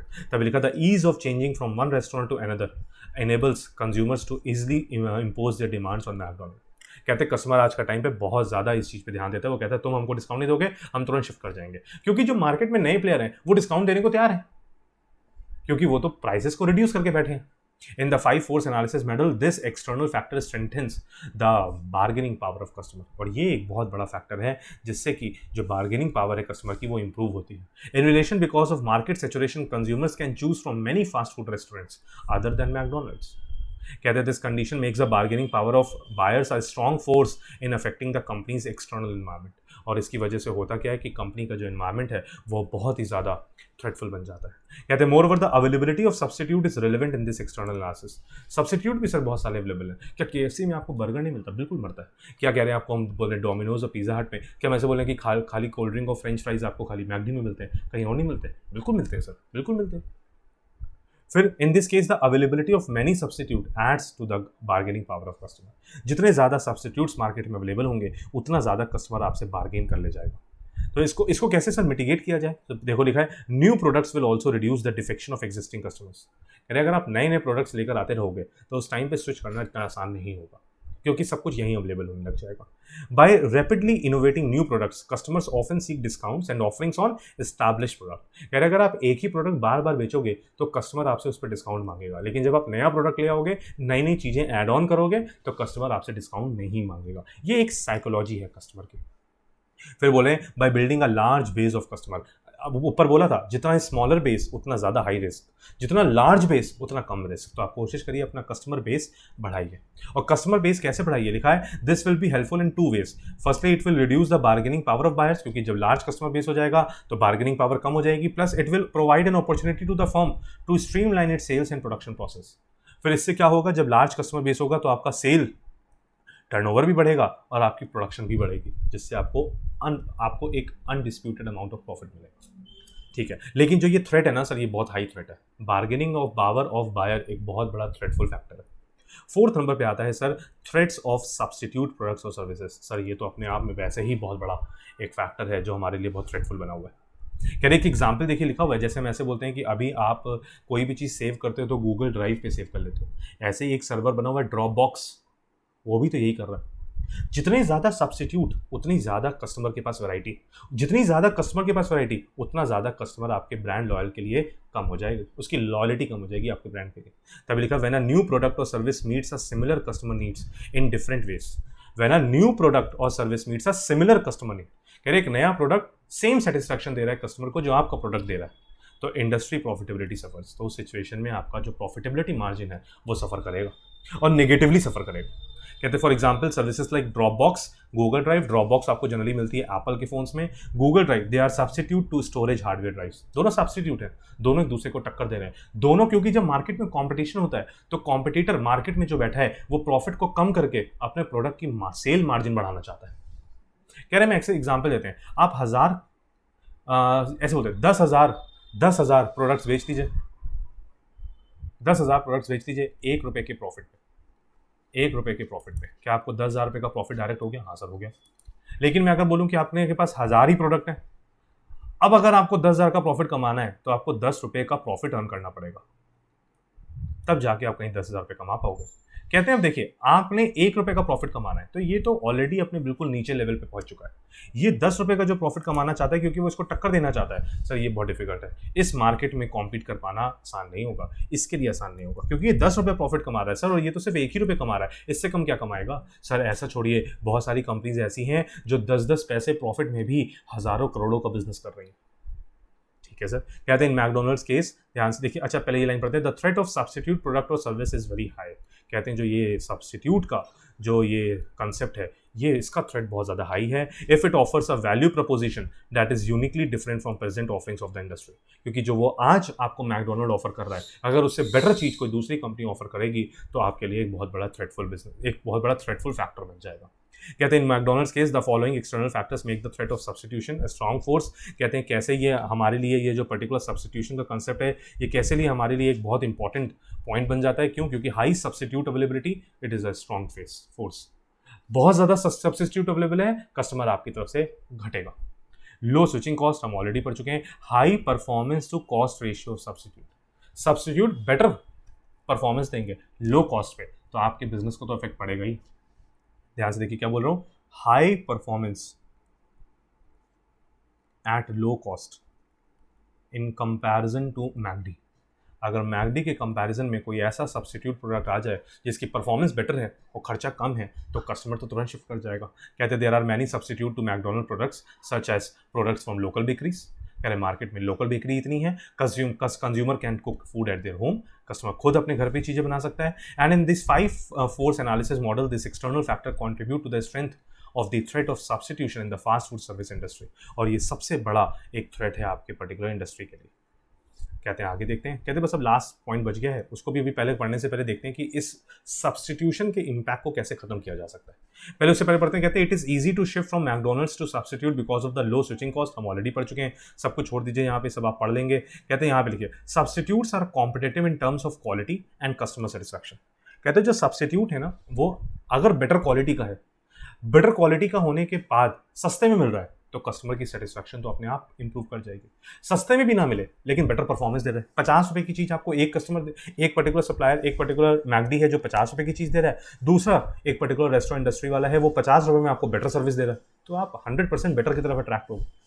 तभी देखो लिखा हुआ है कि कैसे इसको मिटिगेट किया जाए, तो लिखा है by being service oriented rather than just product oriented. कहते हैं अगर इस पर्टिकुलर कंसेप्ट से आप बचना चाहते हो, प्रोडक्ट तो अच्छा बेचिए ही बेचिए, सर्विस सेक्टर इंप्रूव करिए, जिसमें मैकडी ने एक्सेल हासिल की हुई है। इस टाइम प्रेजेंट टाइम पे मैकडी में सर्विस सेक्टर बहुत इंपॉर्टेंट रोल प्ले कर रहा है। कहते हैं by understanding the core need of the customer rather than what the customer is buying. Customer क्या खरीद रहा है उससे मतलब नहीं है, नीड ऑफ कस्टमर समझिए कि कस्टमर को क्या चाहिए। फिर लिखा by increasing the switching cost for the customer. Customers की स्विचिंग कॉस्ट को इंक्रीज करिए, मतलब कस्टमर स्विच ही ना कर पाए, ऐसी मार्केट में सिचुएशन क्रिएट कर दीजिए। फिर लिखा है rivalry among the existing customers. Rivalry का मतलब क्या है कि मार्केट में कंपटीशन बहुत है, कॉम्पिटिटर्स बहुत खड़े, इन कॉम्पिटिटर्स को खत्म करना होगा, क्योंकि अगर ये कॉम्पिटिटर्स मार्केट में खड़े रहे तो इन दैट सिचुएशन आपकी प्रॉफिटेबिलिटी को नुकसान होने वाला है। क्या तभी लिखा rivalry among the existing competitors. जो ये राइवलरी है ना, दुश्मनी हुई है ये कॉम्पिटिटर्स के बीच में, ये एक बहुत बड़ा थ्रेट है। तभी देखो लिखा है if the rivalry among the existing players and industries intense it will drive down prices and decrease the overall profitability of the industry. कहते हैं जैसे हम इंडिया में बोले कि मैकडी को टक्कर देने के लिए बर्गर किंग खड़ा है, तो ये दोनों लोग जो खड़े हैं ना, जब इनके बीच में राइवलरी क्रिएट हो जाती है, जब दुश्मनी बन जाती है, तो सर दुश्मनी कैसे खत्म होगी? कहते दुश्मनी तो खत्म होने नहीं वाली। अब इनको अपने प्रॉफिट मार्जिन को इंक्रीज करने के लिए प्राइसेस रिड्यूस करने होंगे, जब प्राइसेस रिड्यूस होंगे तो प्रॉफिट अपने आप कम हो जाएगा, और प्रॉफिट कम होना मतलब कहीं ना कहीं बिजनेस को एडवर्सली इफेक्ट पड़ रहा है। और ये एडवर्सली इंपैक्ट क्यों पड़ रहा है? क्योंकि प्रॉफिट कम हुआ, और प्रॉफिट कम किसकी वजह से हुआ? क्योंकि राइवलरी क्रिएट हो गई है विद अ न्यू कॉम्पिटिटर, क्योंकि आपके सामने एक नया कॉम्पिटिटर खड़ा हो गया। तो प्रॉफिटेबिलिटी रिड्यूस होने का एक मेन रीजन होता है मार्केट में कॉम्पिटिटर आना। कह रहे McDonald's corporation operates in a very competitive restaurant industry. कह रहे जो मैकडोनल्ड कॉर्पोरेशन है ये एक ऐसे इंडस्ट्री में बिलोंग करता है जहाँ पे हाई कॉम्पिटिशन है, हजारों लाखों रेस्टोरेंट्स हैं जो ये सेम चीज़ दे रहे हैं। This competition does take toll on the overall long term profitability of the organisation. और इसी कॉम्पिटिशन की वजह से जो McDonald long term profit earn कर सकता है, कर भी रहा है, लेकिन फ्यूचर में उसके ऊपर थ्रेट है। कौन कौन से फैक्टर्स है? हाई नंबर ऑफ फर्म्स, बहुत सारे रेस्टोरेंट्स हैं, नंबर ऑफ रेस्टोरेंट्स बहुत सारे, high aggressiveness of the firms, और जो कॉम्पिटिटर्स हैं सर वो ऐसे लल्लू चप्पू नहीं है, वो भी बहुत एग्रेसिवली वर्क कर रहे हैं। थर्ड, लो स्विचिंग कॉस्ट, ये तो हम पढ़ते ही आ रहे हैं, इसमें मेरे को लगता है सच को डिफाइन करने की जरूरत नहीं है, आप इसको पढ़ेंगे तो आपको समझ में आएगा। कहते हैं अब ये 5 फोर्सेस की जब हम बात करें तो कौन कौन सी 5 फोर्सेस हो गई? हम ऐसे बोलेंगे, पहले तो लिखा था न्यू एंट्रेंट्स, फिर हमने पढ़ा बार्गेनिंग पावर्स किसकी? ऑफ सप्लायर्स, फिर पढ़ा बार्गेनिंग पावर्स ऑफ बायर, फिर सब्स्टिट्यूट प्रोडक्ट्स, फिर उसके बाद अभी हम लोगों ने देखा राइवलरी। कहते हैं ये 5 फोर्सेस पोर्टर की ऐसी हैं जो मैकडोनल्ड कंपनी के लिए हमको बताती हैं कि जो ये पहला वाला फोर्स है ये तो सर लो है, या इसको मॉडरेट बोलते हैं, कम चांसेस हैं। Bargaining power of supplier sir ये लो है, लेकिन बाकी 3 जो हैं ये हाई रिस्क पे हैं सर, ये सबसे ज़्यादा थ्रेट पहुंचा सकती है हमको। कहते हैं अब आखिरी पे आते हैं, कहते हैं how McDonald corporation can tackle intense rivalry among the existing customer. कहते हैं जो राइवलरी क्रिएट हुई है कैसे इसको खत्म किया जाए? कहते हैं by building a sustainable differentiation. कहते हैं अपने आप को डिफरेंशिएट करने की कोशिश करो विद द अदर, ऐसी चीज़ें करो जिससे आप उस कॉम्पिटिटर से अलग दिखो। Second, by building scale so that it can compete better. आप लार्ज स्केल पे बिजनेस करो तो कंपटीशन आपकी फेवर में आ जाएगा। Collaborating with the competitors to increase the market size rather than just competing for small market.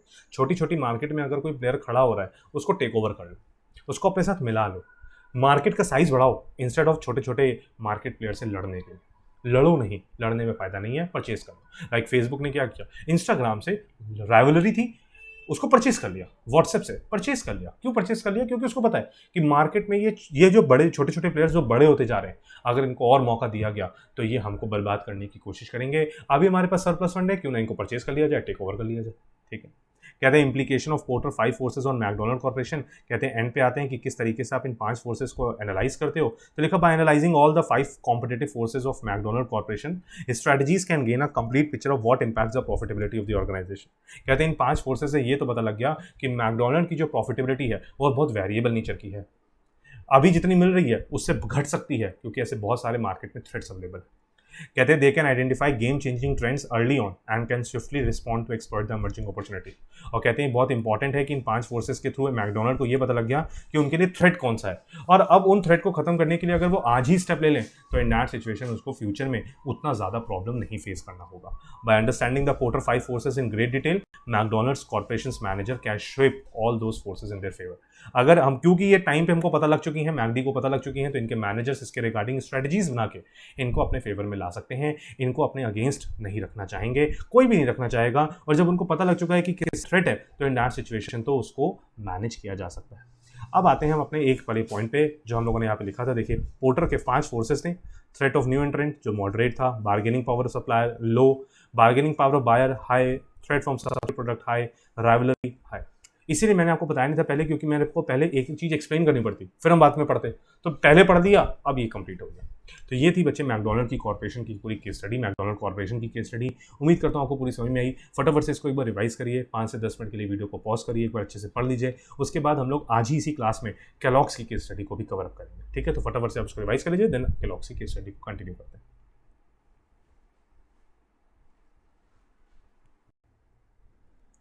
चलो बच्चे, तो अपनी नेक्स्ट केस स्टडी पे आते हैं, जो कि केलॉग्स कंपनी की केस स्टडी है। कहते हैं केलॉग्स के बारे में आप लोगों ने सुना होगा, 100% सुना होगा। इस केलॉग्स के कॉर्नफ्लेक्स बहुत ज़्यादा फेमस है हमारे इंडिया में। ऑल्दो हम ऐसे बोलेंगे कि ये इंडियन ब्रांड नहीं है, क्योंकि एक फॉरेन ब्रांड है, ये यूनाइटेड किंगडम्स यूके का एक ब्रांड है। और हम देखेंगे इस पर्टिकुलर केस स्टडी में कि किस तरीके से केलॉग्स कंपनी ने अपनी बिजनेस स्ट्रैटेजीज को फ्रेम किया अपने कंपनी के ऑब्जेक्टिव्स को ध्यान में रखते हुए। मतलब इस पर्टिकुलर कंपनी के जो मेन ऑब्जेक्टिव्स थे उनको ध्यान में रखते हुए इन्होंने अपनी स्ट्रैटेजीज बनाई। और आप देखिए कि आप जब हम केलॉग्स कंपनी की बात करते हैं तो उनके केस में ये पर्टिकुलर कंसेप्ट बिल्कुल फ्रूटफुल साबित हुआ, बहुत अच्छे लेवल पर कंपनी को वो ये पर्टिकुलर कंसेप्ट लेके गया। इन्होंने स्ट्रैटेजीज को बनाया ही इस तरीके से कि इनका मेन ऑब्जेक्टिव फुलफिल हो सके। तभी देखो लिखा है using aims and objectives to create a business strategy. कहते हैं ऑब्जेक्टिव्स का यूज करके बिजनेस स्ट्रेटजीज को कैसे बनाया गया है बाय केलॉग्स कंपनी, वो हम इस पर्टिकुलर केस स्टडी में डिस्कस करेंगे। ठीक है, सबसे पहले मैं आपको छोटा सा इंट्रोडक्शन देता हूं, उसमें लिखा हुआ है when preparing a strategy for success a business needs to be clear about what it wants to achieve. बहुत इंपॉर्टेंट लाइन है बच्चे।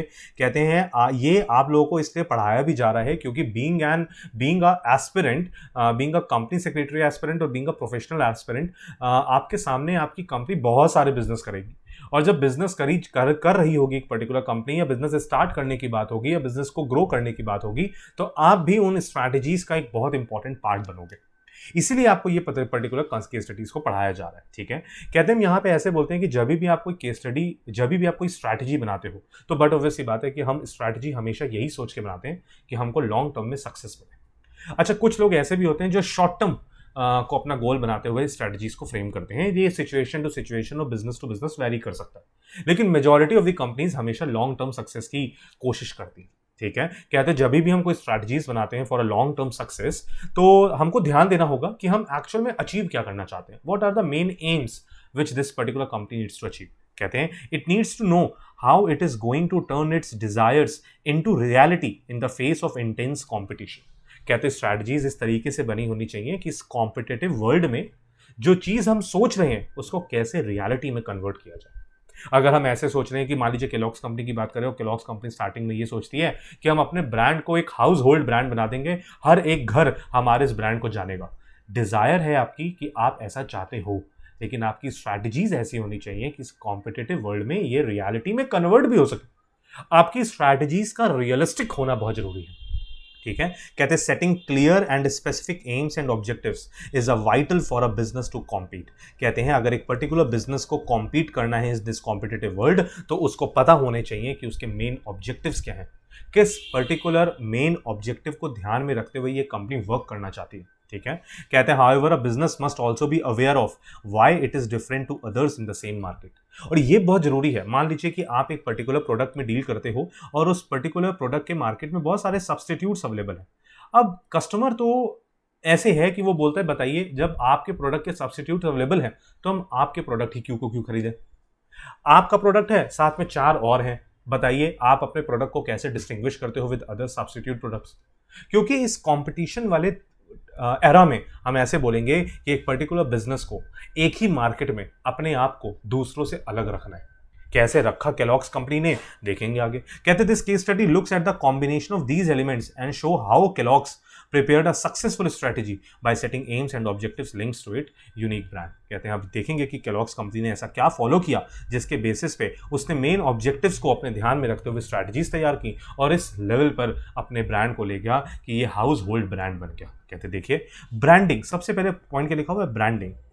कहते हैं ब्रांड क्या है। कहते हैं ब्रांड एक ऐसी चीज है, एक नेम हो सकता है, एक डिजाइन हो सकती है, एक सिंबल हो सकता है। लाइक अमूल कंपनी की बात करें तो लाइक आपने देखोगे एक छोटी सी girl carrying a bread with a butter, एक छोटी सी गर्ल है, वो एक ब्रांड है, वो एक इमेज है। सेम ऐसे पार्ले जी बिस्किट आपने देखा होगा तो एक छोटा बच्चा उसमें दिखाया जा रहा है, सालों से वही चला आ रहा है।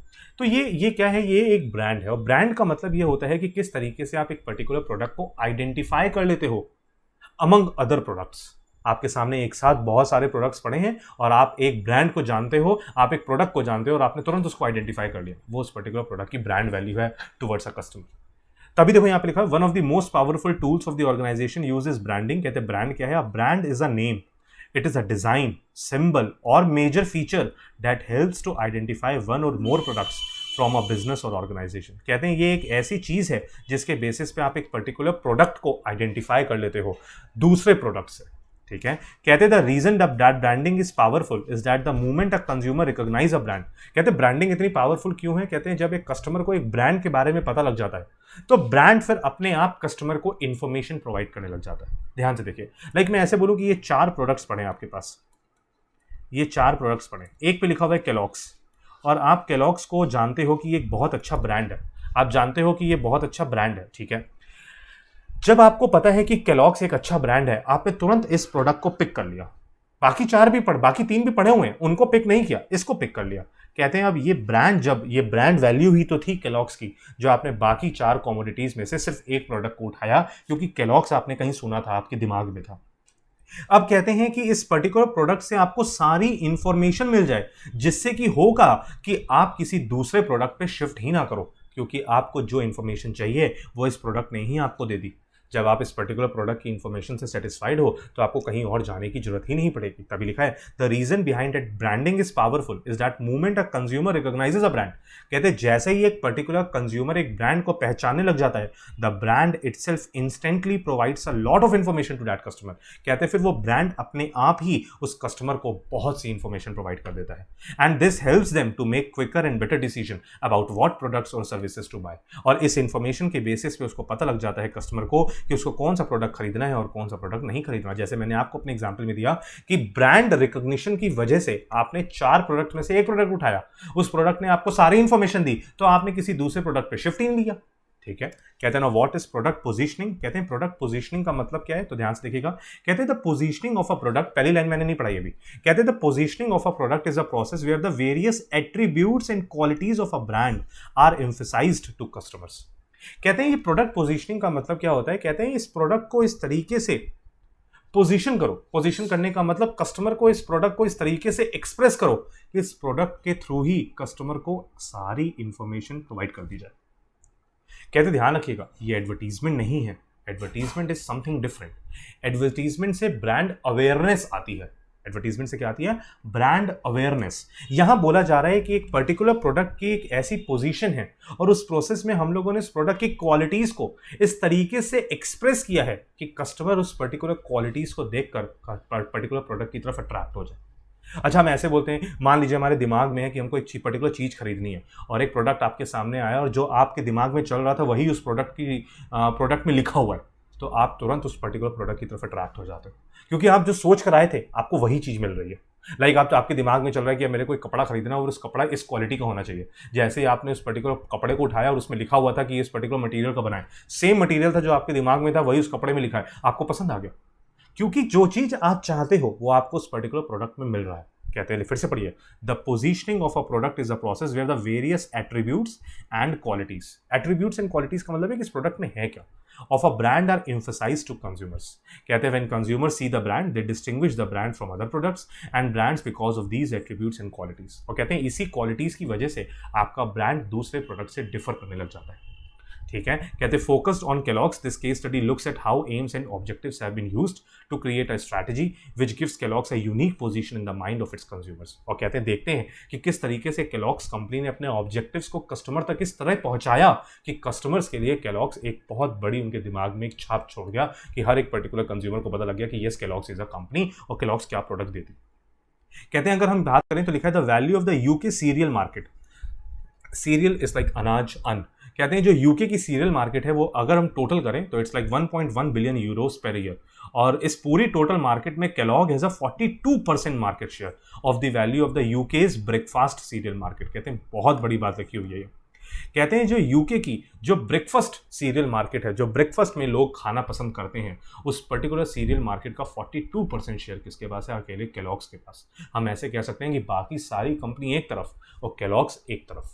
ठीक है, कहते हैं the company has developed a range of products for the segments with in this market. कहते हैं इस ब्रेकफास्ट के पॉइंट ऑफ व्यू को ध्यान में रखते हुए Kellogg's कंपनी ने इतने सारे प्रोडक्ट्स निकाले हैं, और उन्होंने बोला कि अगर आपकी एज 3 साल से ऊपर है तो तब से लेकर सीनियर सिटीजन तक हर तरीके का प्रोडक्ट आपको हमारे यहाँ मिलेगा। सिर्फ बच्चों को छोड़कर उन्होंने, और बच्चे भी कैसे, 3 साल से छोटे वाले बच्चे, तभी लिखा the company has developed a range of products for the segments with in this market targeted at all age groups over 3 years old. 3 साल से ऊपर जितने भी लोग हैं सबके लिए Kellogg's कंपनी ने एक प्रोडक्ट लॉन्च किया हुआ है। डिफरेंट डिफरेंट प्रोडक्ट्स के फ्लेवर्स हैं, डिफरेंट डिफरेंट प्रोडक्ट्स हैं। लाइक इन्होंने ये बोला कॉर्नफ्लेक्स, तो हम लोग को पता है कॉर्नफ्लेक्स में बहुत सारे फ्लेवर्स आ रहे हैं, चॉकफ्लेक्स हैं, साथ ही साथ बार्स हैं, कैंडीज हैं, चॉकलेट्स हैं, ये सब इस पर्टिकुलर Kellogg's कंपनी ने बनाई हैं अपने डिफरेंट डिफरेंट कस्टमर्स के लिए। ठीक है, कहते हैं this includes 39 brands of cereals as well as different types of cereal bars. कहते हैं 39 ब्रांड्स तो अकेले सीरियल के हैं, साथ ही साथ डिफरेंट डिफरेंट तरीके की सीरियल बार्स, मतलब चॉकलेट्स भी बनाई है इस पर्टिकुलर कंपनी ने। Consumer of cereal products perceive Kellogg's to be high quality manufacturer. कहते हैं जितने भी कंज्यूमर्स हैं इस सीरियल प्रोडक्ट्स के, उन्होंने Kellogg's को क्या दिमाग में बना के रखा हुआ है कि Kellogg सीरियल मार्केट का एक बहुत बड़ा मैन्युफैक्चरर है जो best quality of serial product provide करता है टू द कस्टमर्स। अब बताएं, अब देखिएगा ध्यान से कि किस तरीके से Kellogg's ने, अब देखिए हम ऐसे बोल सकते हैं कि Kellogg's एक तरीके से एक ऐसा प्रोडक्ट सेल कर रहा है जो न्यूट्रिशन वाइज बहुत हेल्दी है। एक पर्टिकुलर पर्सन को अगर ये पता लग जाए कि उसकी बैलेंस्ड डाइट के लिए ये पर्टिकुलर प्रोडक्ट कितना इंपॉर्टेंट है, तो इन दैट सिचुएशन कितना इजी हो जाएगा। लेकिन अगर हम इंडिया में बात करें Kellogg's कंपनी का, जब Kellogg's प्रोडक्ट का ऐड आता है तो बोलते हैं बेली फैट को रिड्यूस करने में ये हेल्प करेगा, एक्स्ट्रा फैट जनरेट नहीं करने देगा, प्रॉपर प्रोटीन्स और कैलोरीज आपको मिलेंगी, प्रॉपर कार्बोहाइड्रेट मिलेगा, जिससे कि होगा क्या, आपको बाकी किसी और प्रोडक्ट पर रिलाई करने की जरूरत नहीं है। अगर आपने मॉर्निंग में हेल्दी सा ब्रेकफास्ट कर लिया, हेल्दी और बिना किसी फैट के, तो इन दैट सिचुएशन एक पर्टिकुलर पर्सन इस पर्टिकुलर प्रोडक्ट के लिए तो अपने आप ही अट्रैक्ट हो जाएगा। लेकिन आपको ये प्रूफ करना होगा, और Kellogg's कंपनी ने अपने प्रोडक्ट्स के थ्रू ये प्रूफ किया, और लोगों को अट्रैक्ट करने के लिए देखिए क्या उन्होंने किया। कहते हैं as the market leader Kellogg's has a distinctive premium position within the market. कहते हैं मार्केट लीडर है Kellogg, अपनी पर्टिकुलर प्रोडक्ट में मार्केट का लीडर है, और अपनी एक अलग इसने अपनी पोजीशन बनाई हुई है। This means that it is the confidence of इस कस्टमर्स, और जब 42% मार्केट शेयर है तो कहीं ना कहीं कस्टमर्स का भरोसा तो है इस पर्टिकुलर प्रोडक्ट के ऊपर। कहते हैं developing an aim for a business. कहते हैं एम क्या है इनका, कहते हैं देखिएगा यहाँ पे मैं वर्ड मार्क करा रहा हूँ, गेटिंग द बैलेंस राइट या गेट द बैलेंस राइट।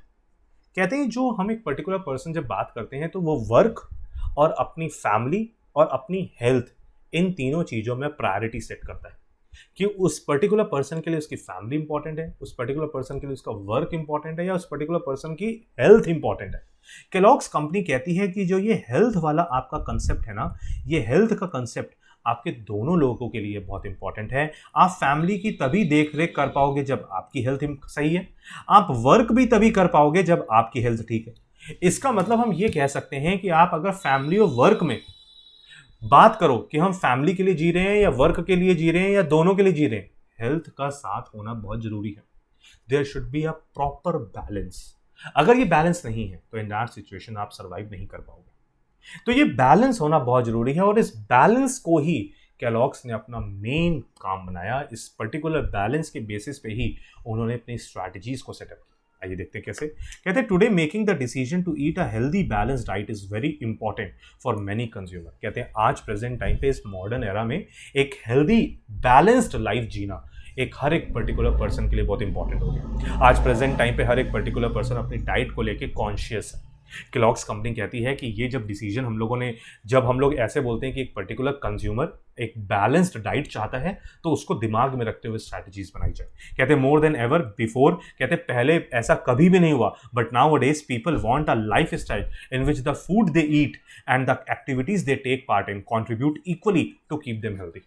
कहते हैं आज प्रेजेंट टाइम का कस्टमर ये चाहता है, इस लाइन को बहुत इंपॉर्टेंट मार्क करिएगा, कि आज प्रेजेंट टाइम के पर्सन की लाइफस्टाइल ऐसी है कि वो जो पर्टिकुलर पर्सन जो चीज खा रहा है वो उसकी हेल्थ को एडवर्स इफेक्ट भी ना पहुंचाए, प्लस उसको इतनी एनर्जी प्रोवाइड करे कि वो अपना डे टू डे वर्क, अपना रूटीन वर्क प्रॉपर मैनर में कंप्लीट कर सके। कहते हैं ब्रेकफास्ट एक ऐसा मील है जो हमारे लिए हमारे पूरे दिन की एनर्जी का काम करता है। तो केलॉग्स कंपनी कहती है कि हम अपने बिजनेस का एम भी इसी पर्टिकुलर कंसेप्ट पे रखेंगे कि हम कुछ ऐसा प्रोडक्ट तैयार करें, हम एक ऐसे प्रोडक्ट को लॉन्च करें जो कहीं ना कहीं आपकी हेल्थ को भी एडवर्स इंपैक्ट ना पहुंचाए और साथ ही साथ आपकी डे टू डे रूटीन में आपको इतनी एनर्जी प्रोवाइड करे कि आपका पूरा काम कंप्लीट हो सके। ठीक है, कहते हैं इसलिए रिसर्च करवाई गई, रिसर्च करवाने के बाद लोगों को एनालाइज करवाया गया और फाइनली केलॉग्स ने लास्ट में क्या लिखा, it needed to promote the message get the balance right.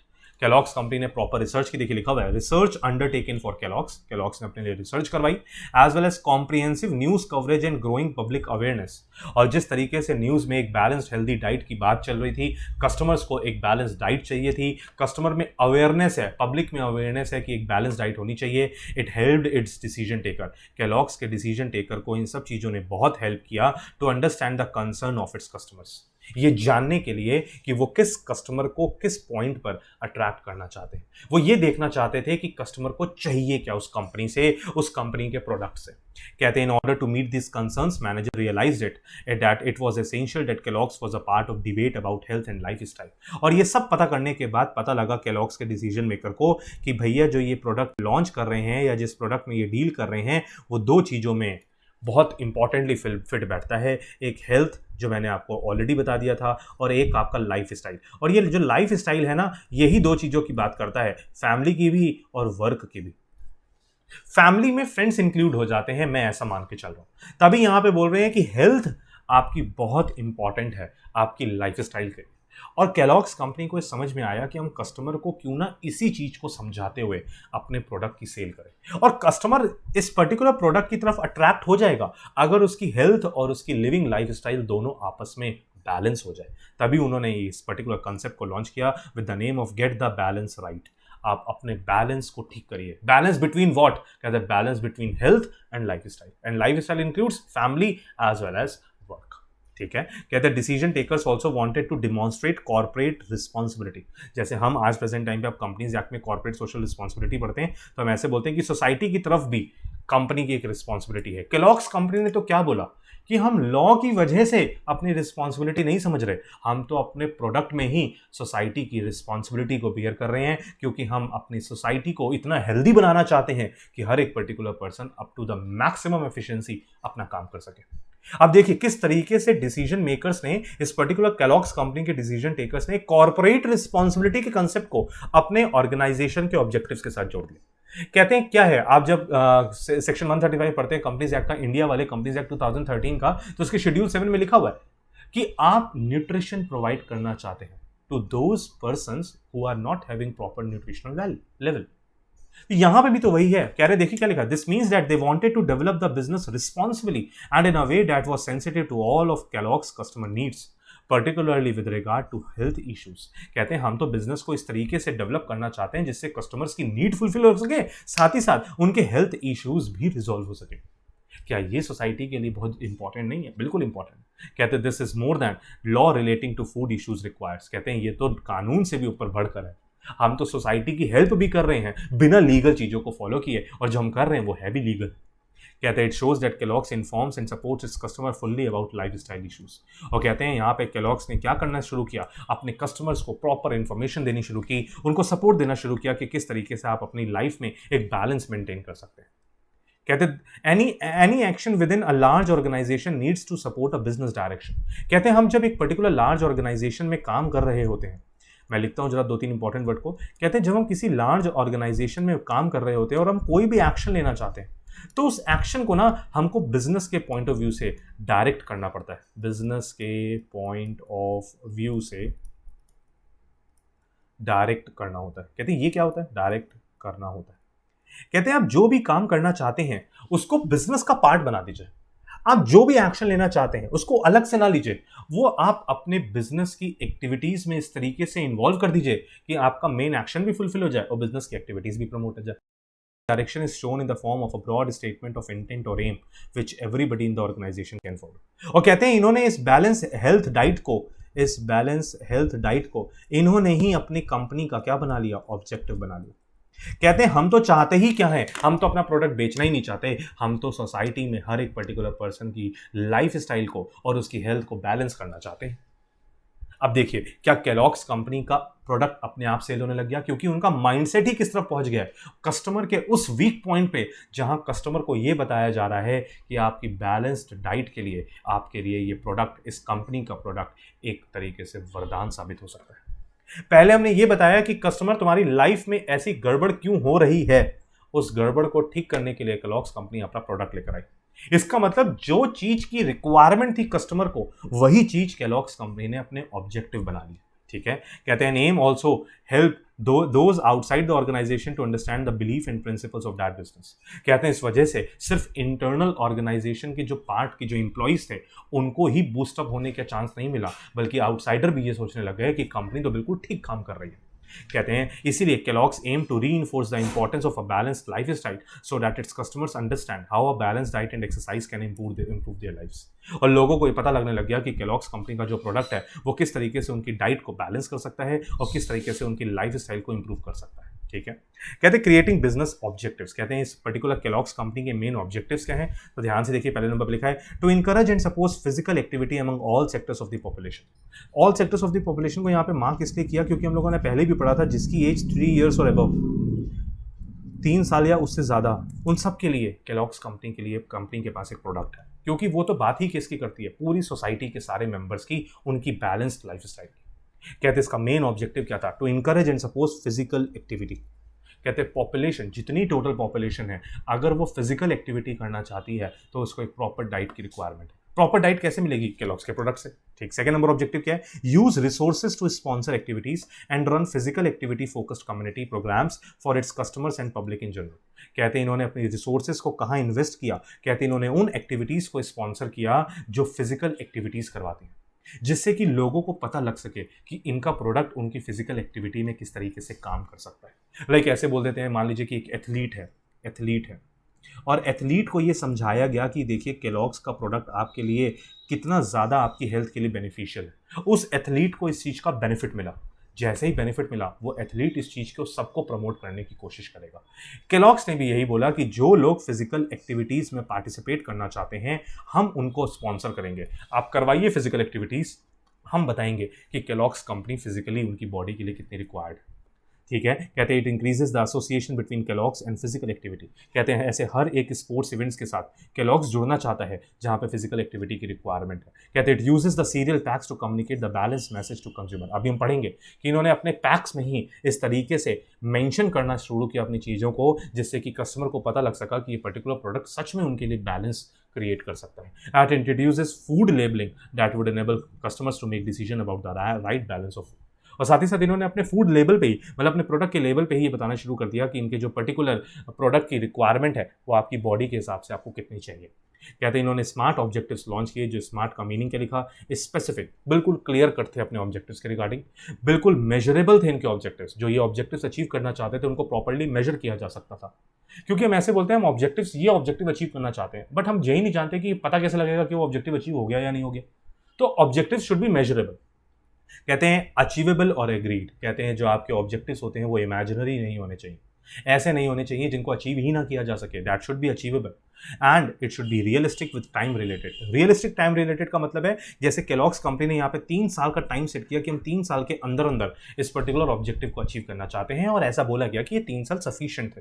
देखिए क्या लिखा है, the objectives were set over a realistic time period of 3 years. कहते हैं 3 साल में इन पर्टिकुलर ऑब्जेक्टिव्स को अचीव करने की बात कही। Each of the objective set by Kellogg's was clear, specific and measurable. कहते हैं सारे ऑब्जेक्टिव्स बिल्कुल क्लियर थे, बिल्कुल स्पेसिफिक थे कि किसको फोकस करते हैं, और प्रॉपर्ली मेजरेबल भी थे। हम पता कर सकते थे कि कब हमारे ऑब्जेक्टिव्स अचीव हो चुके हैं। क्योंकि इन्होंने किया इन्होंने अपने प्रोडक्ट को फिजिकल एक्टिविटी से रिलेट कर दिया।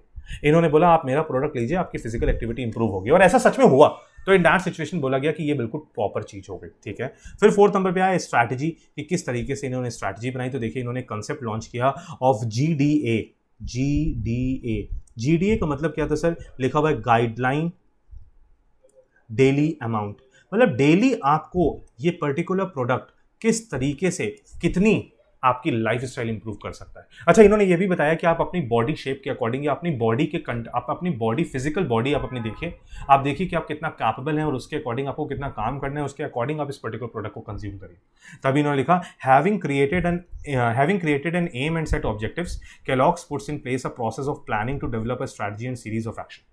कहते हैं अपने ऑब्जेक्टिव्स को ध्यान में रखते हुए केलॉग्स कंपनी ने अपनी प्लानिंग स्टार्ट की और अपनी स्ट्रैटेजीज को फ्रेम किया। पहले नंबर पे उन्होंने क्या किया, सपोर्टिंग इंप्रूव्ड फूड लेबलिंग। सबसे पहले उन्होंने अपने प्रोडक्ट के लेवल पे ध्यान दिया कि हमारा प्रोडक्ट जब मार्केट में उतरता है तो कस्टमर प्रोडक्ट के अंदर रखे हुए चीज़ को नहीं देखता। हम जैसे ऐसे बोलते हैं कि हम जैसे लाइक चिप्स खरीदने जाते हैं तो हम उसके बाहर के रैपर को देखते हैं, ना कि अंदर पड़े हुए चिप्स को। इसीलिए उन्होंने लेबल पे लगाने का स्टार्ट किया GDA। कहते हैं कि गाइडलाइन देना स्टार्ट किया कि आप डेली के डेली कितना कंज्यूम करें इस पर्टिकुलर प्रोडक्ट को। देखिए लिखा in the area of food labelling Kellogg's introduce the Kellogg's GDAs to its packaging showing the recommended guideline daily amount. Like देखिए इतनी कैलोरीज मिलेंगी, इतनी शुगर है, इतना फैट है, इतना सैचुरेट है, इतना सोडियम। मतलब आपको बताया जा रहा है कि इस पर्टिकुलर सीरियल्स को जब आप कंज्यूम करोगे तो आपको क्या क्या कितना कितना गेन हो सकता है। ठीक है, कहते हैं working with a group of other major manufacturers Kellogg's introduce a new format in May 2006 with GDAs clearly identified on brand product and packages. कहते हैं इन द ईयर 2006 केलॉग्स ने बाकी सारे मैन्युफैक्चरर्स के साथ मिलकर जो रॉ मटेरियल्स यूज हो रहे थे उसके बेसिस पे डिटेल्ड स्टडी करा के एक GDA लेवल लॉन्च किया अपने प्रोडक्ट पे। और देखिए मैंने नीचे ऑप्शन भी दिया, नीचे मैंने आपको एक फोटो दी है जिसमें देखिए कि लिखा हुआ है कि ये पूरा प्रोडक्ट है, ये पूरा प्रोडक्ट है, और देखिए यहाँ पे पूरे प्रोडक्ट में लिखा हुआ है कि ये कैसे GDA आपको हेल्प कर सकता है। कि ईच 30 kg सर्विंग कंटेन्स, अगर आप ईच 30 ग्राम्स अगर आप ये पर्टिकुलर प्रोडक्ट यूज़ करते हो, लाइक इसमें ये फ्लेक्स की बात हो रही है, तो अगर आप 30 ग्राम्स कॉर्नफ्लेक्स यूज़ करते हो तो आपका ये डेली रूटीन हो जाएगा, आपको इतनी कंजम्पशन मिल जाएगी कैलोरीज की, प्रोटीन्स की। ठीक है, कहते हैं फिर इन्होंने और किस तरीके से अपने प्रोडक्ट को स्टार्ट किया और अपनी स्ट्रैटेजीज को अपने ऑब्जेक्टिव से अचीव किया। तो इन्होंने स्पॉन्सर किए स्विमिंग प्रोग्राम्स। कहते हैं यूनाइटेड किंगडम्स में स्विमिंग एक डे टू डे एक्टिविटी का पार्ट थी। तभी इन्होंने बोला for many years Kellogg's has been working to encourage people to take part in more physical activity. कहते हैं केलॉग्स का तो मेन वर्क ही ये था कि वो लोगों को इनकरेज करे कि वो फिजिकल एक्टिविटीज़ करें, और फिजिकल एक्टिविटी करने के लिए उनकी हेल्थ प्रॉपर होनी चाहिए, और उनकी हेल्थ के लिए केलॉग्स चाहती है कि वो उनका प्रोडक्ट कंज्यूम करें, और उनका प्रोडक्ट कंज्यूम करने के बाद बेटर रिजल्ट्स भी शो हुए। इसी वजह से केलॉग्स कंपनी बहुत सही तरीके से अपने बिजनेस स्ट्रैटेजी को फॉलो कर रही थी। कहते थे company started working with amateur swimming association. कहते हैं कि एसोसिएशन था स्विमिंग का ASA, उसके साथ टाई अप कर लिया केलॉग्स ने as back in 1997 with whom it set some long term objectives and more than 12 million people in UK swim regularly. क्योंकि केलॉग्स को पता लगा कि उन्होंने स्टडी करवाई, उनको पता लगा कि UK में अराउंड 1.2 करोड़ लोग और 12 मिलियन पीपल लाइक 1.2 करोड़ लोग स्विमिंग करते हैं, और स्विमिंग को उन्होंने अपना एक डेली रूटीन का पार्ट बनाया, और उन्होंने बोला कि हम आपके साथ एसोसिएशन करते हैं और हम आपकी स्विमिंग एक्टिविटीज़ के थ्रू, क्योंकि swimming is also physical activity, running is also physical activity, cycling is also physical activity, उनके साथ उन्होंने टाई अप किया। अभी नीचे हम पढ़ेंगे कि किस तरीके से उन्होंने एक्सरसाइज को प्रमोट किया। फिर देखा swimming is inclusive as it is something that whole families can do together and it is also a lifelong skill. कहते हैं स्विमिंग जिसको आ जाती है वो कभी भूलता नहीं है, और UK में कल्चर ऐसा है कि पूरी फैमिली उस पर्टिकुलर फिजिकल एक्टिविटी को करने के तैयार है। The ASA tries to ensure that everyone has the opportunity to enjoy swimming as a part of healthy lifestyle. उन्होंने ये बोला कि हेल्दी लाइफ स्टाइल के लिए आप केलॉग्स प्रोडक्ट कंज्यूम करिए, साथ ही साथ स्विमिंग करिए। As a lead body for swimming, the ASA has been a good organization for Kellogg's to work with, as its objective match closely those of the company. क्योंकि देखो ASA का भी main target क्या था, healthy life style, यही तो main target है ASA का भी। देखो यहाँ लिखा हुआ है ASA tries to ensure that everyone has the opportunity to enjoy swimming as a part of healthy lifestyle. और Kellogg's कंपनी का भी Kellogg's कंपनी का भी मेन ऑब्जेक्टिव क्या है? Healthy lifestyle. तो कहते हैं दोनों के जो मेन ऑब्जेक्टिव्स थे वो मिल रहे थे, इस वजह से दोनों ने आपस में टाई अप किया and Kellogg's became the main sponsor of swimming in Britain. और स्विमिंग एक्टिविटीज़ को स्पॉन्सर करने के लिए Kellogg was the uppermost company. This ensured that Kellogg's sponsorship reached all swimming associations so that swimmers received the best possible support. और इस तरीके से हुआ कि अब जब स्पॉन्सरशिप हो जाती है तो उसका प्रोडक्ट कंज्यूम होने लग जाता है और उसके बेटर रिजल्ट्स शो होने के बाद लोगों को गुडविल प्रमोट की जाती है। कहते हैं Kellogg's sponsors the ASA award scheme with more than 1.8 million awards presented to swimmers each year. और Kellogg's अपने अवार्ड्स लॉन्च करने लग गया और इस ASA स्कीम में उन्होंने अपने अवार्ड्स डिफरेंट लोगों तक पहुंचाए। कहते हैं this relationship with ASA has helped Kellogg's contribute in a recognisable way to how individual achieve an active, माफ करिएगा, how individual achieve an active healthy balance lifestyle. और कहते हैं इस तरीके से इनका ब्रांड इंप्रूव हुआ। अब देखिए ऐसे होता है ना, जब हम ब्रांड को प्रमोट कर रहे होते हैं तो हम अपने ऑब्जेक्टिव को शो करने के लिए अपने प्रोडक्ट को शो नहीं करते, हम ऑब्जेक्टिव पे पूरा ध्यान देते हैं, प्रोडक्ट हमारा काम कर रहा है उस ऑब्जेक्टिव को अचीव करने में। ठीक है, कहते हैं प्रमोटिंग एक्सरसाइज। साथ ही साथ अब यहाँ पे देखेंगे कि Kellogg's ने कैसे किसी दूसरी कंपनी के साथ टाई अप किया। तो लिखा working with ASA help Kellogg set up links with a number of other bodies and partners. For example कहते हैं Sustrans was a organisation in UK leading sustainable transport organisation. कहते हैं एक ट्रांसपोर्ट ऑर्गेनाइजेशन था और सस्टेनेबल का मतलब है कि ट्रांसपोर्टेशन से इन्वायरमेंटल पॉल्यूशन बहुत होता है, रिन्यूएबल नॉन रिन्यूएबल रिसोर्सेज का बहुत यूज होता है। इस वजह से लिखा Sustrans looks at the different ways that individual can meet their transport need in a way that reduce environmental impact. कहते हैं ट्रांसपोर्ट ऑर्गेनाइजेशन चाहता क्या था कि लोगों को एनर्जी व्हीकल्स जो पेट्रोल डीजल से चल रही हैं उसके अलावा कुछ ऐसी ट्रांसपोर्टेशन नीड्स और ट्रांसपोर्टेशन इक्विपमेंट्स दिए जाएं जिसके बेसिस पे वो एनवायरनमेंट पे इम्पैक्ट कम पड़े। लाइक साइकिलिंग को ये प्रमोट करना चाहते थे। किसको प्रमोट करना चाहते थे? साइकिलिंग को। It is the coordinator of the national cycle network. कहते हैं जो पर्टिकुलर ट्रांसपोर्ट ऑर्गेनाइजेशन था ये कोऑर्डिनेटर था किसका? नेशनल साइकिल नेटवर्क का। Kellogg's ने इनके साथ टाई अप किया और इन्होंने क्या बोला? कहते this provides more than 10,000 miles of walking and cycle routes on traffic free paths throughout in the UK. कहते 10,000 माइल से ज़्यादा का इन्होंने वॉकिंग एंड साइकिल रूट तैयार करवाया जो ट्रैफिक फ्री था। ऐसे पाथ बनवाए जिस पे आप सिर्फ या तो साइकिलिंग कर सकते हैं या फिर आप वॉक कर सकते हो, मतलब उन पर्टिकुलर पाथवेज पे और किसी तरीके का व्हीकल यूज नहीं होगा। कहते ठीक है, to meet its business objective of encouraging and supporting physical activity Kellogg's is developing a promotion for a free cyclometer which will be advertised on television in 2007। कहते हैं आप क्योंकि ध्यान से देखिए, क्योंकि हम जब बात करें कि सुस्त्रान की कि वो क्या चाहते थे, तो वो कहते हैं वो साइकिल नेटवर्क को इंप्रूव करना चाहते थे। किसको इंप्रूव करना चाहते थे? साइकिल नेटवर्क को। लेकिन साइकिल चलाने के लिए मतलब कहीं ना कहीं फिजिकल एक्टिविटी की रिक्वायरमेंट है, फिजिकल एक्टिविटी की रिक्वायरमेंट है। उन्होंने पाथवे तो बना दिया, लेकिन अगर एक पर्टिकुलर पर्सन साइकिल चलाने लायक ही नहीं है, फिजिकली उसकी बॉडी इतनी अच्छी है ही नहीं कि वो एक लॉन्ग डिस्टेंस के लिए साइकिल चला पाए, तो कैसे काम चलेगा? तो कहते हैं यहाँ पे Kellogg's ने अब इस पर्टिकुलर नेटवर्क के साथ टाई अप किया और उन्होंने साइक्लोमीटर्स प्रोवाइड करने स्टार्ट किए। साइक्लोमीटर का मतलब होता है कि कितनी साइकिल आपकी चली, ये आप असर्टेन कर पाएँ, पता कर पाएँ। कहते हैं walking is one of the easiest way for people to look after themselves and improve their health. कहते हैं लोग चलना, वॉक करना, जॉगिंग करना, इसको भी अपना एक बहुत बड़ा डेली रूटीन मान के चलते हैं। जो लोग वॉक करते हैं उनसे उनको लगता है कि उनकी हेल्थ इंप्रूव हो रही है। तो वॉकिंग को इंप्रूव करने के लिए, to encourage people to walk more, Kellogg's has supplied a free pedometer through an offer on Al Bron so that individuals can measure their daily step। और कहते हैं ये फ्री पेडोमीटर से क्या होगा, आपको पता लगेगा कि जैसे लाइक आज प्रेजेंट टाइम पे स्मार्ट वॉचेस आ गई हैं, अब ये उस टाइम की बात हो रही है 2007 के आसपास की, और ऐसा बोला जा रहा है कि फ्री पेडोमीटर के बेसिस पे आपको ये पता लगेगा कि आप कितने दूर तक चले, आपने कितनी डिस्टेंस कवर की कितने टाइम में। तो जो काम आज प्रेजेंट टाइम में हमारी स्मार्ट वॉचेस कर रही हैं, वो उस टाइम पे 2007 में Kellogg's ने प्रोवाइड करवाया लोगों को इनकरेज करने के लिए कि आप कितना चल सकते हैं।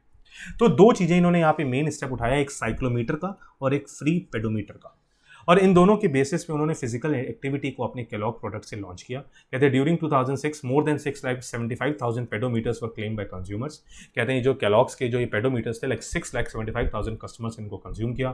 From a research sample of 970 customers around 70% said that they use the pedometer to help them walk further. और उनको पता लगा कि 70% कस्टमर्स ऐसे हैं, लाइक 970 कंज्यूमर्स का सर्वे किया गया, तो उसमें पता लगा लाइक 70% से ज़्यादा कस्टमर्स ऐसे थे जो इस पेडोमीटर की वजह से और ज़्यादा चलना चाहते थे, क्योंकि वो एक टारगेट सेट कर लेते थे और उनको पता लग जाता था कि टारगेट अचीव नहीं हुआ तो वो और वॉक करने की कोशिश करते थे। और इसके बाद बाकी डेटा दिया हुआ छोड़ दीजिए, कोई बात नहीं, नीचे आते हैं।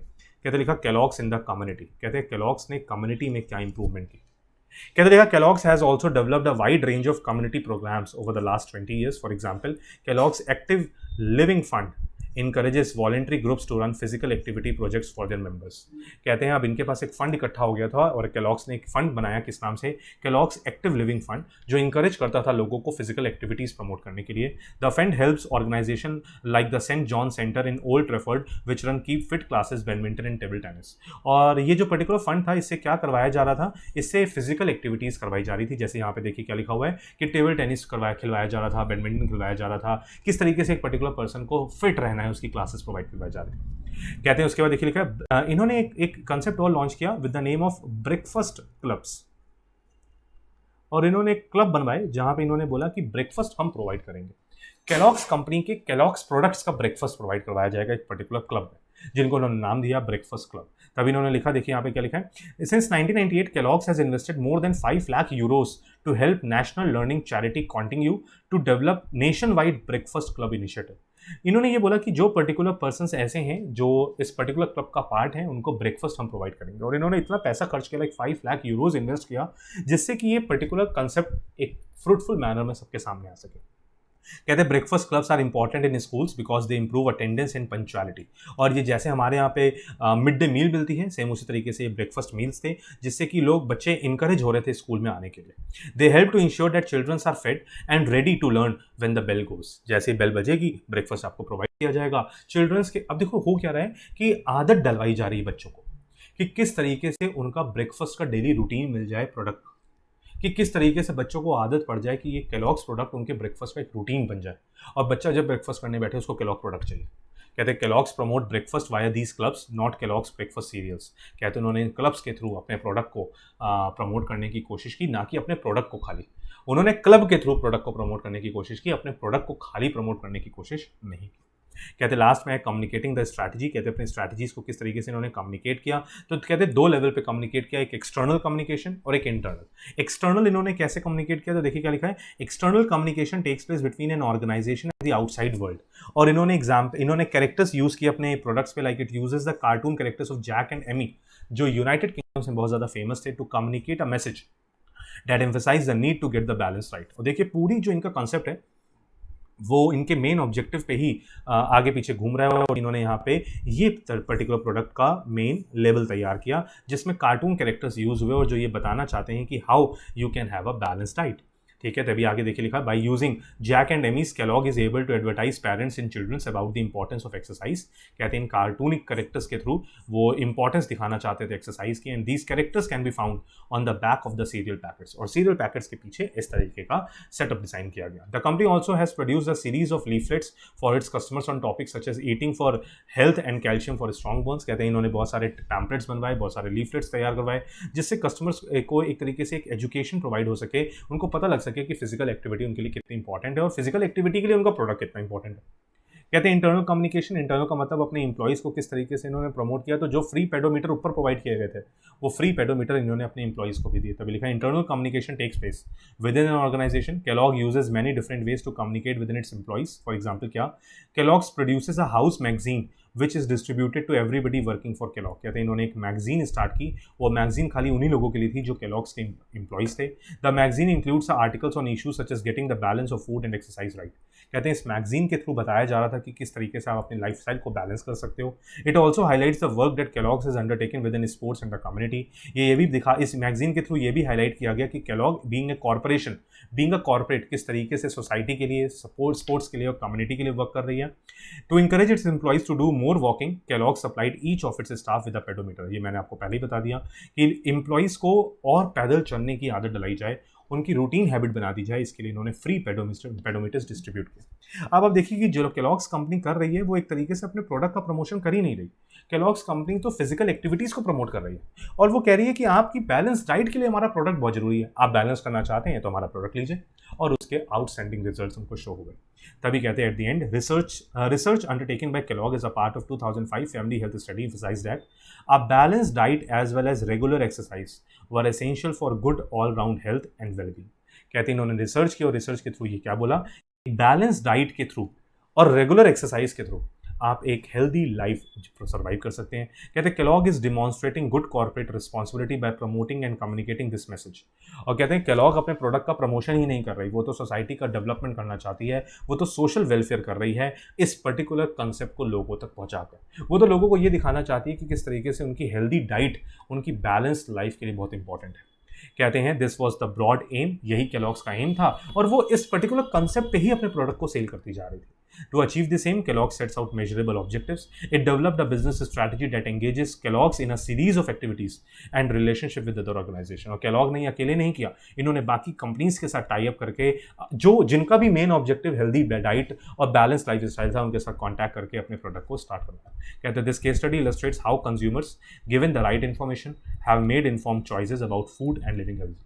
और इस केस स्टडी से हमको पता लगता है कि किस तरीके से हमने कस्टमर्स को अवेयर किया, उनको एजुकेट किया और उस एजुकेशन के बेसिस पे कस्टमर ने खुद डिसाइड किया कि इस पर्टिकुलर प्रोडक्ट की उनको अपनी लाइफ में कितनी रिक्वायरमेंट है।